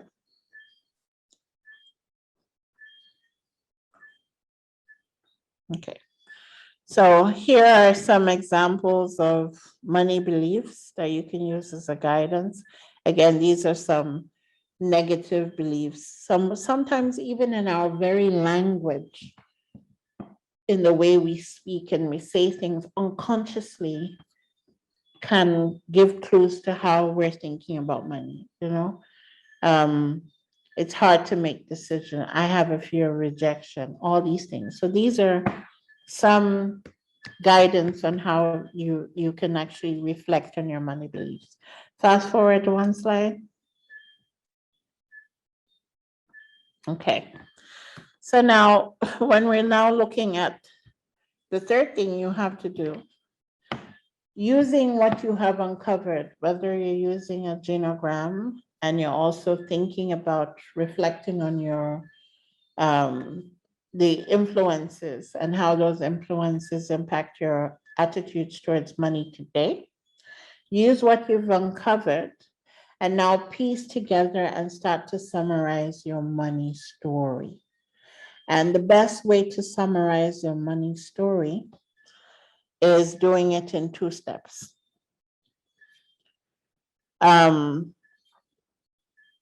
So when you're looking at your money story, look at it from the perspective of 4 buckets: savings, spending, investing, and gifting. So for example,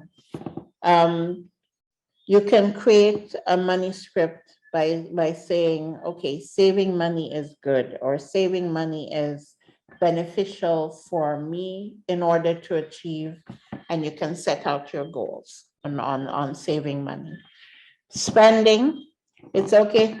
Spending, what is your perspective on spending? Is your money script, okay, I spend because I feel the need and it makes me feel better? Or it's okay for me to buy something if it's on sale all the time?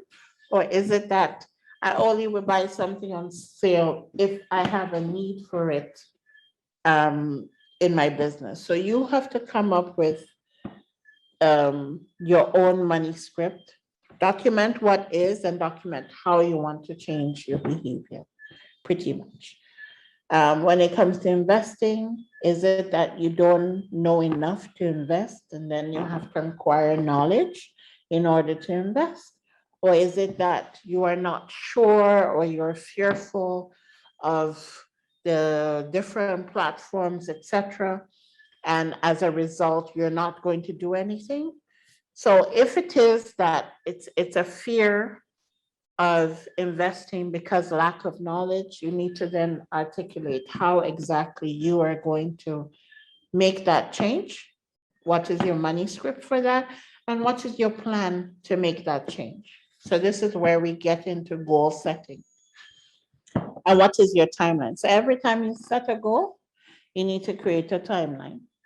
So when you're setting a goal for savings, let's have a magic number.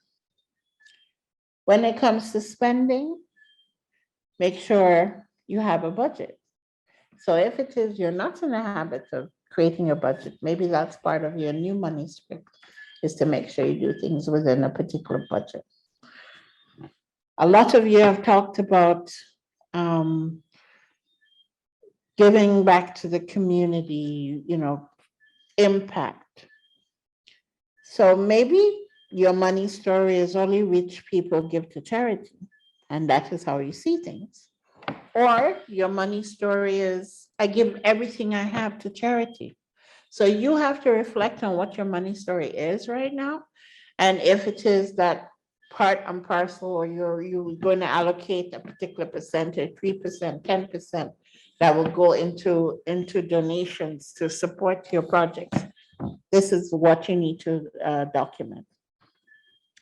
And then lastly, how does each of your money scripts impact how you feel and behave around the aspect of money?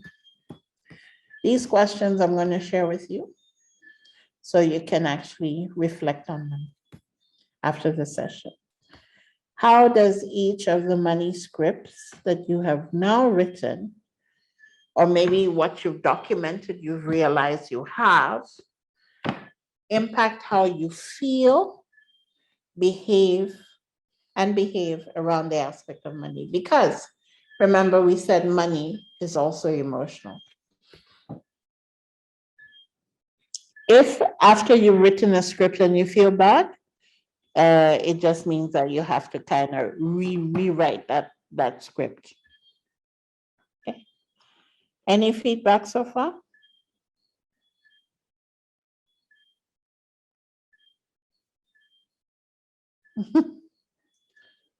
Okay.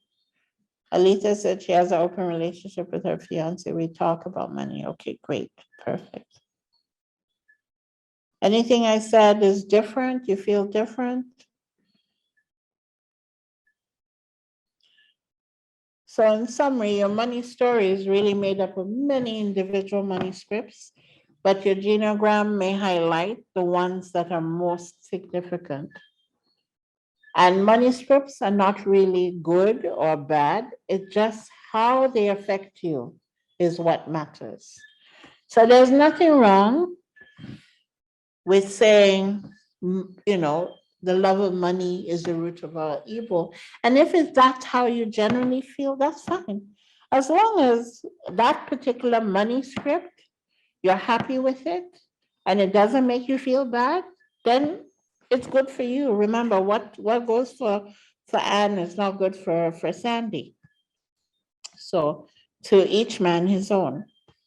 So identify the money script you want to change.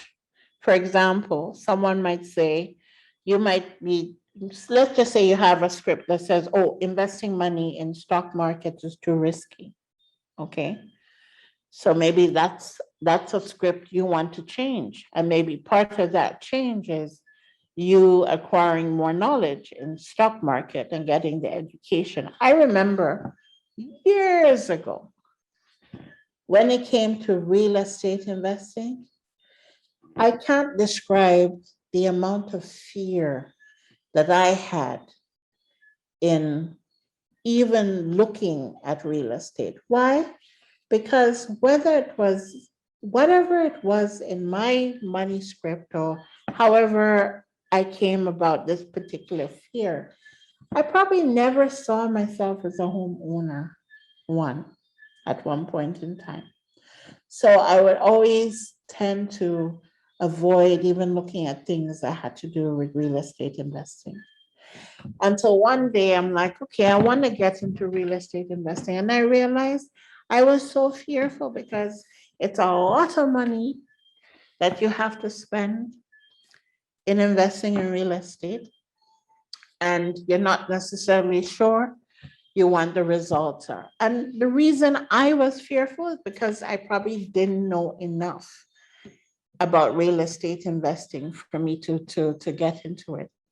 So how did I overcome that? I decided, okay, one day I said, oh, this year has to stop because I need to have my own real estate and properties whatsoever. And the only way I'm going to get over this fear is me delving into an understanding. And I went and spent hours and invested in all kind of courses and so on, just to better understand. And the more I got into it and the more I spoke to other people who were investing in real estate, the more I realized, oh, why was I so afraid? Yes, it's a lot of money, but these are the different ways in which you can get returns. So sometimes it could just be something that is holding you back that you don't want to invest in. And I realize in this group, a lot of you want to invest in land, which will help you invest in your business. So real estate is not necessarily something you have an issue with. Some might be looking at the stock market because it's like magic. Some might be crypto, because again, that's a lot of volatility in that market, you don't understand it. Rule of thumb, when you're investing in something, you have to invest in something you understand and know. And if you have an interest, the first thing you do is invest in the education. Okay. Think about how your existing money script negatively impacts your financial life? So big thing. Is your money working for you? Are you missing an opportunity to let your money work for you? A lot of us, we don't have our money working for us. Maybe it's because of how our systems are built, but before we finish this course, I will show you with the existing institutions that we have, how you can get your money to work for you and increase your assets, but for your business or even for retirement, etc. So yeah, create a money script, new money script, replace the old one, and reflect on how this new money script will positively impact your financial life. Okay. So that's basically money scripts and it influence your behavior. So let's see, I think we are pretty much out of time. So I have one thing to give you before we go. 2 slides, please, how we change our behavior. I think I've already mentioned this. As I said, identify the money script. How does the money script negatively impact your financial life? Create a new, more balanced money script to replace the old one. And how will the new money script positively impact your financial life? And then keep practicing. So next slide. So I'm going to give you some work. So this next slide, I'm going to share with you, and perhaps we could talk about it tomorrow. Talks about money, the money energy cycle. This is a framework also that you can look and see how money pretty much influences all aspects of your life. Your attitude, from your mindset, it influences your behavior, your action results. And when you look at the money cycle, as you can see, what does your money creation tap into and exercise within you? Because remember, money flows from personal to business. So you have to have that cyclical flow. And the reason why we're looking at it as an energy cycle is when we're now moving into your personal finance and also business finance, cash flow is king.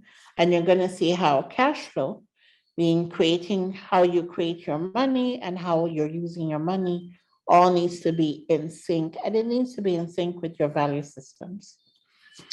So I will go more into this. Well, this can be like part of our review tomorrow, just to mention, because it does impact on what we're going to be looking at with cash flow and looking at our balance sheets. Okay, so before we wrap up and leave, because if you can indulge me for 5 minutes, I'm going to give you some homework, and it's also within your manual. So Linnell, can you go to the next slide, please? Next slide. Okay, so I think fairly quickly, move on to the next slide. I'll deal with cash flow tomorrow. Okay, so we're going to be looking at cash flow within your personal life, and also cash flow, understanding cash flow in your business. So if you go to the previous slide, no. If you've ever read or heard about Robert Kiyosaki. Oh, Avita, you're not seeing the slides? That's strange. Everyone can see the slide? Yes. Yes. Okay. Okay, probably a Vita system.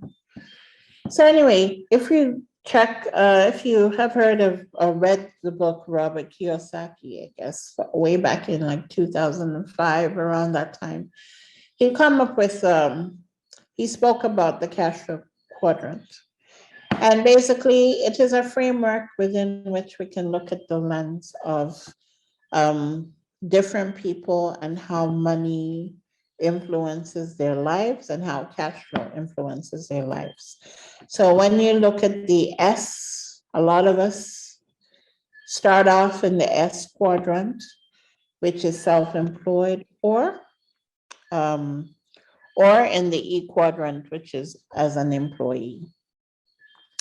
So for those who are employees, those who say they're public servants, in essence, they exchange time for money.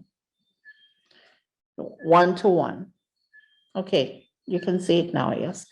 As an employee, you exchange time for money, 1-to-1, basically. You'd have no mechanism of leverage. So your salary is your salary. If you're getting 3,000 a month or 5,000 a month, that's it. 5,000 a month. The only way you can scale up your income or your cash flow coming in is if you probably have your main job as an employee. You probably now have your backyard garden as another revenue stream. You're probably doing other things. If you're a teacher, you're probably doing extra lessons every weekend as yet another revenue stream and other stuff. So this is why you find there's some fluidity sometimes between the employee quadrant and the self-employed quadrant. And with the self-employed quadrant, you create a job. You get a little more money because you're not just trading your time. You're probably creating products. You're selling your goods, etc. But again, it's still you, the power of one. But now, as you evolve, you realize you need to leverage. So you either get hire people, you probably start with your family and then you extend and you have more people working for you. So now you can leverage each person's work and actually scale up and increase the amount of funds you have. So this is where we transition from being self-employed into business ownership.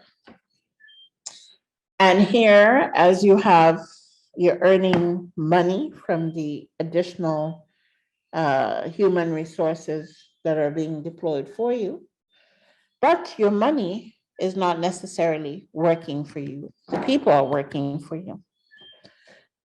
Then, as you start accumulating money, say you have savings and then later you start to invest.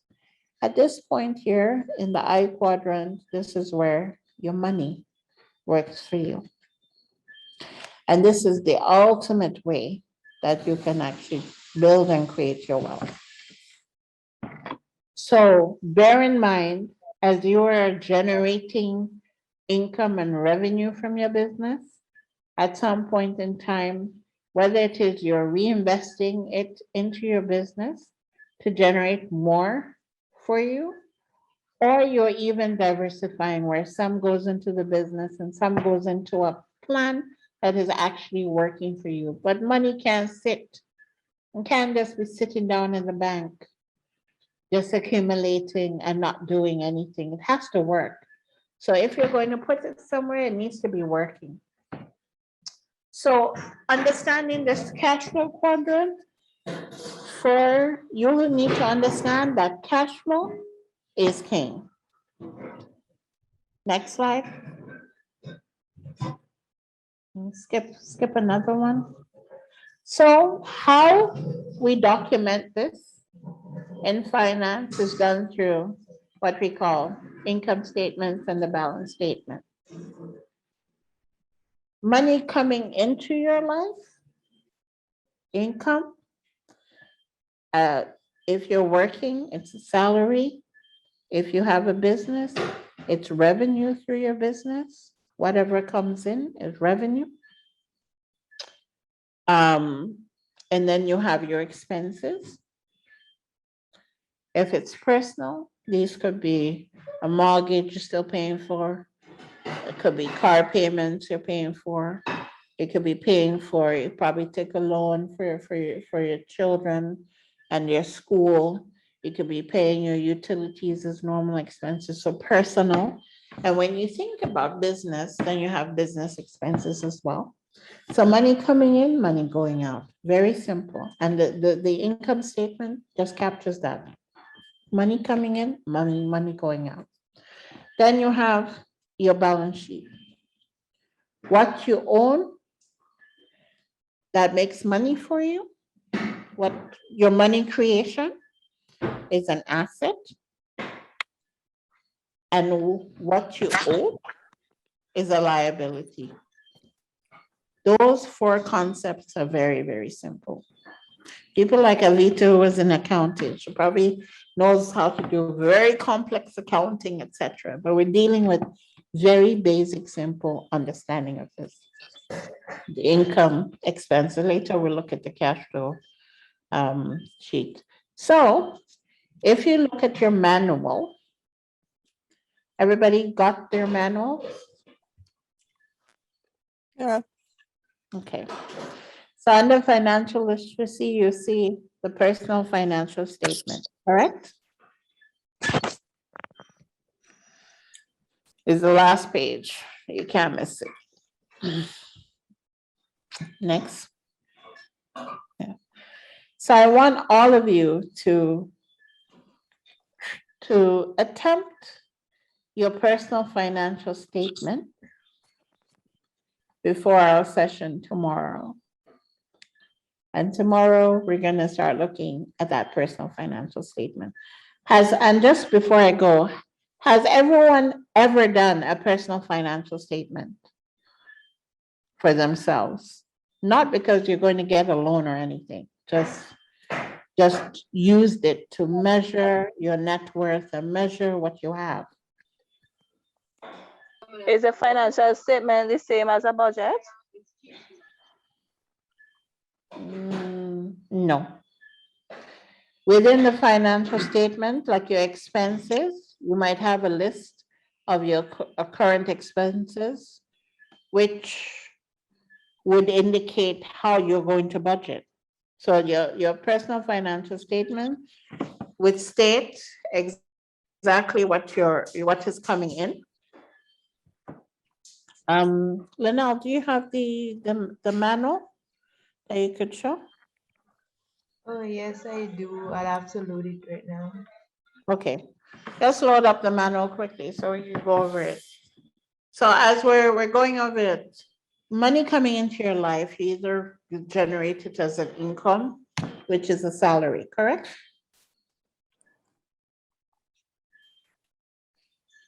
Linnell? I beg your pardon? I said money, no, not Linnell, I said Linnell. Oh.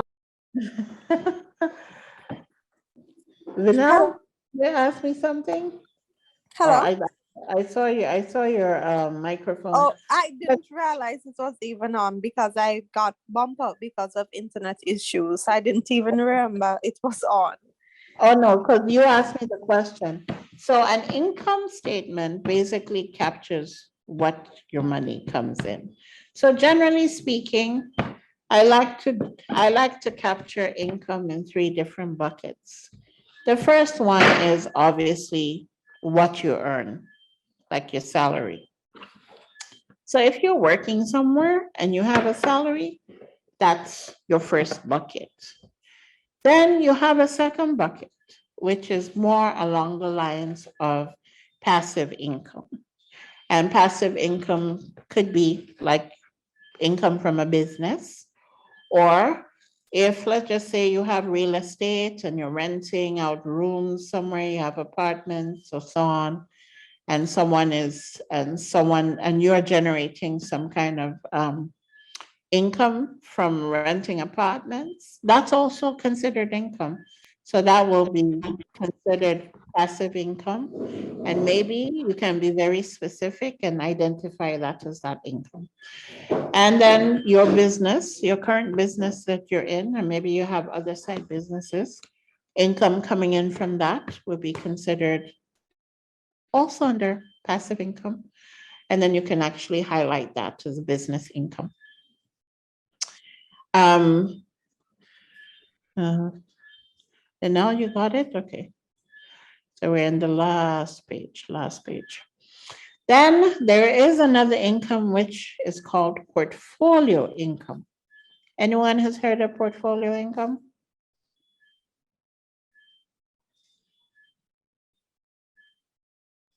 No, never. Okay, how many of you have shares at Gecko or any credit union? Bunpan? Anybody? Yeah, I do. I have a credit union and I have a penny bank. Okay, that will fall under portfolio income. If you're getting dividends from your shares, you document that under portfolio income. So every year, when Bunpan or Gecko does really well, you get some kind of dividends, correct? If you have shares in any other institution, that can fall under portfolio income. As a matter of fact, portfolio income can actually grow your income exponentially if you know what you're doing. And this is why a lot of investment income falls under portfolio income. It could be in the form of dividends. It could be in the form of royalties, like revenue share, which is something I would teach you as a strategy that can really, really ramp up your income. Or even if you lend money to someone and you're getting money as interest, you're like a bank. Okay? So sometimes we take this for granted, but it is a fact. So here we made provision for at least 3 forms of income because we know some people have 3 or more than 3 forms of different streams of income. So think about it. Punch in your figures. If you're getting passive income from real estate, let's just say you have apartments, you're renting, someone's paying you, that's fine. If you're getting some sort of insurance or whatever, that could be a payment from insurance, could also fall under passive income. And your business income can fall under that. Okay. Question, Susu, what does that fall under? So I will put that under portfolio income. I'll put that under, maybe it's not necessarily a dividend. I'll put it maybe under royalties, or even create another column and call it yield, investment return. But a Susu will be more or less like that, because in a way, it's almost like a loan in a sense, right? So I'll place the Susu under royalties or something like that. It's not necessarily traditional loan with interest per se. What you do in the Susu, I think there might be a fee for the person that's really managing the Susu, right? But I'll put it under royalties. Thank you. Yeah. Then under your expenses, you probably have to highlight how much you have to pay on a monthly basis to the Susu to contribute to the pool. So maybe under expenses, you can create something like title it something like under other expenses, you could title it something like Susu investment, monthly investment, and you put that. So you tend to capture this on a monthly basis. If you want to do it annually, that's fine. but it's also good to try and do one monthly and just capture that information there. When it comes to expenses, if you have any expenses from your income, so you know in St. Vincent you have to pay income tax for your income, or even if you're self-employed, you make your contributions to NIS. So you can actually capture that there, whether you want to do it on a monthly basis so that you have an idea.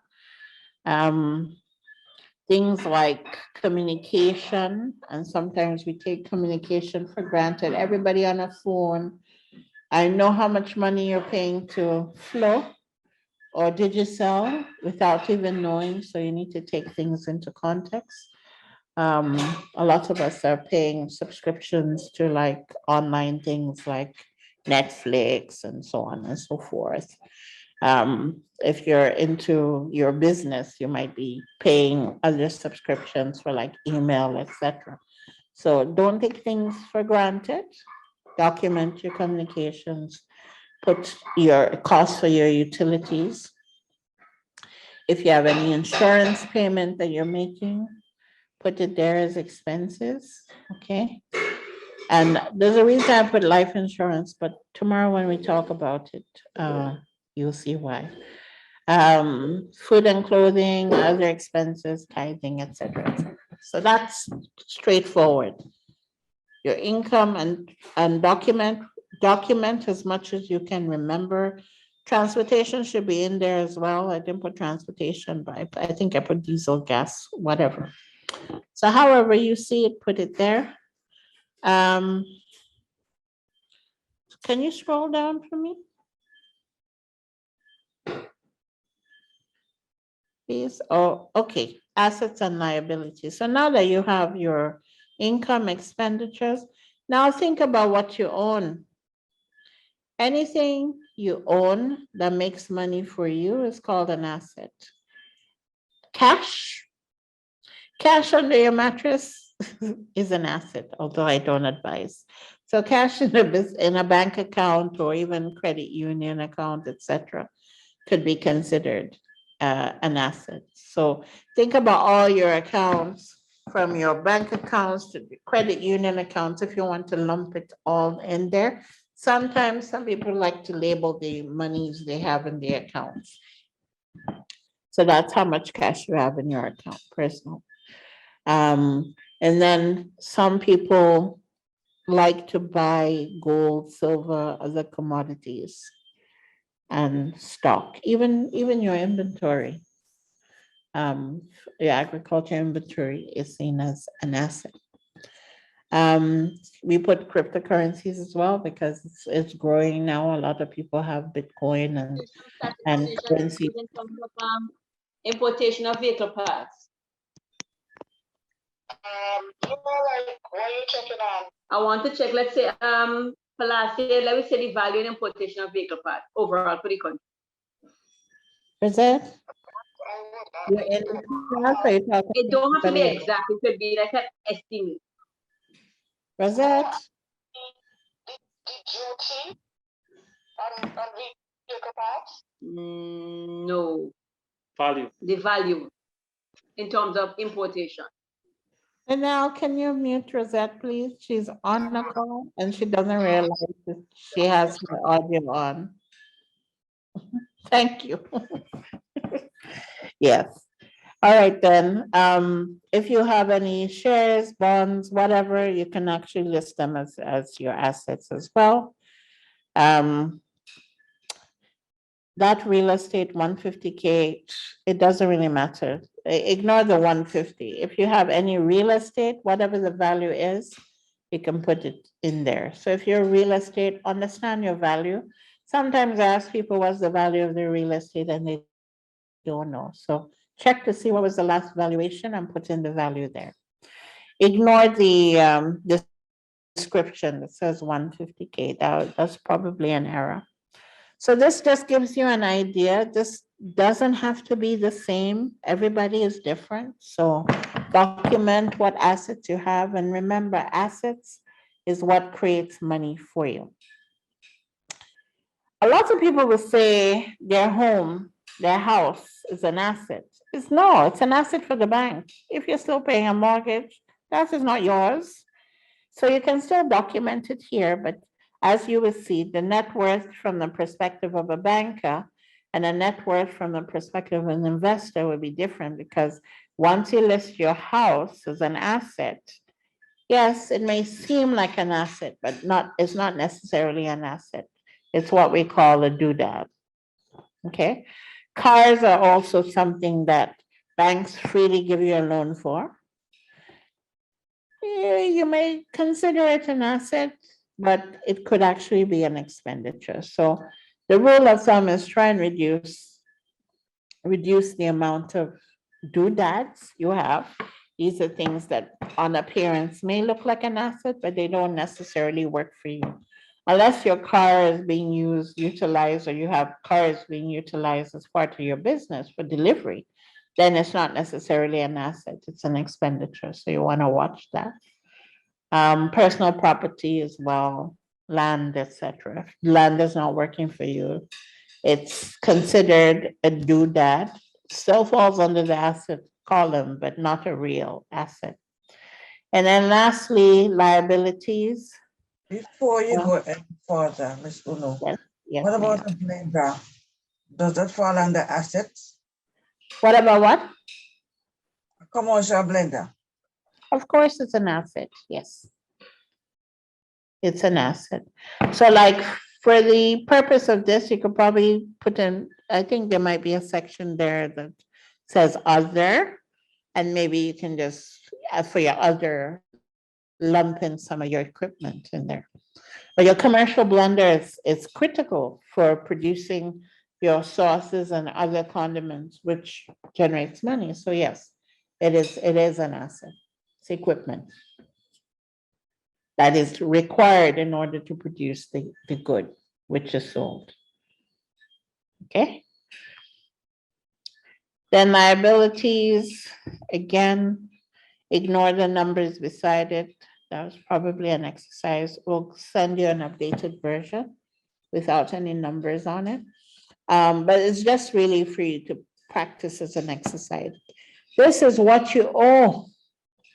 Your loans, who you owe, school loans, credit cards, personal loans, land loans, your mortgages, etc. You put in the liabilities that you have to pay monthly. So if you have an annual, if you understand the amount you have and what you're paying monthly, you document it. Once you have documented it and it totals up, you're gonna see the percentages on the right-hand side, the top right, Glenelle, if you scroll up a little bit, you see the percentages on the top. So I want you to, if you haven't done so already, to try this on your own, think through it, just allocate an hour and try and put this together, and we'll have a conversation tomorrow, and I'll do a live review of the personal financial sheet. This is useful, not because you're going for a loan, you know. You need to know what it is you have and where you are in order to move forward. So it does capture what your net worth is, etc. as well. Okay, so with that, I think I've taken up all your time.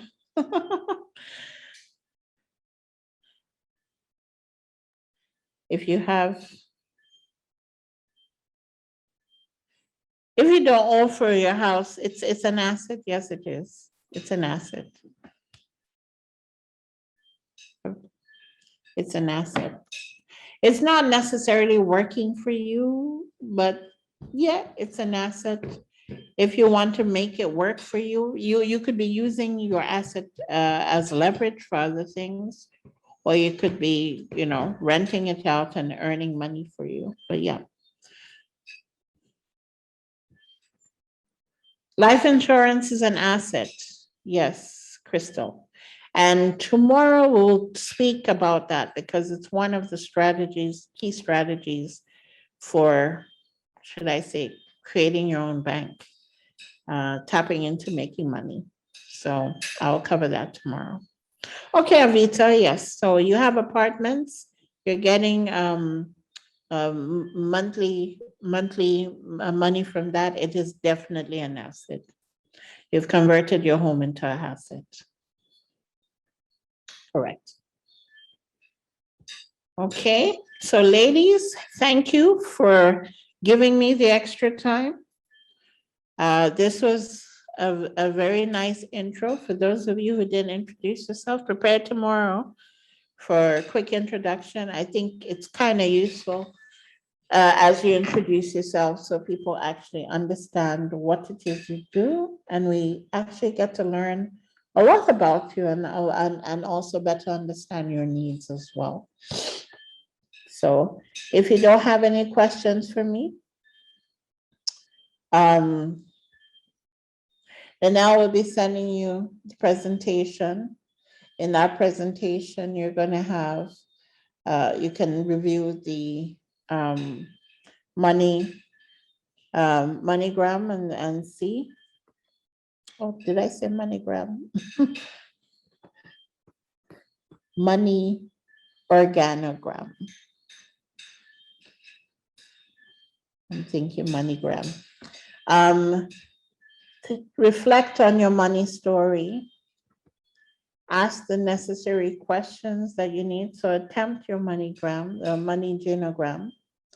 And after you've done that, reflecting on it, we'll have a brief conversation as to your experience. And I definitely want you to complete complete the personal financial statement. Okay? Okay. Awesome. So tomorrow we're getting into the meat of the matter with numbers, but don't worry. It's going to be fun. Sounds like fun already. So before we go, any feedback? What did you think? Was this useful today? I told you we're going slow.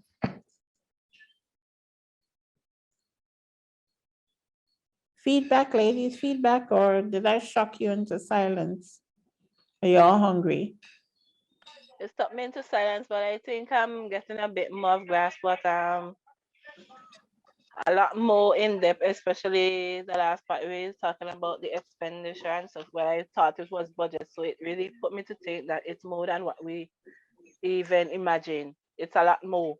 The things that we take and put aside is actually things that we're supposed to input in our what you were saying again, that in our expenses and even Yes. our income.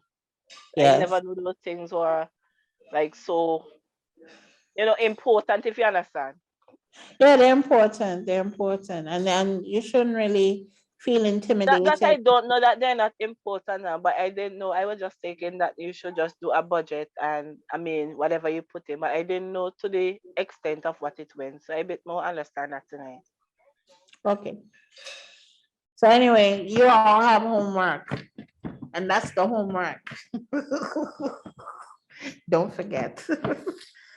So if you don't have anything, I guess when we connect tomorrow, you could share your perspectives, experiences on the exercise as well, and we will continue. Have a good night, everyone. See you all tomorrow. Good night, everyone. Sleep well. Good night, everyone. Thank you. Good night.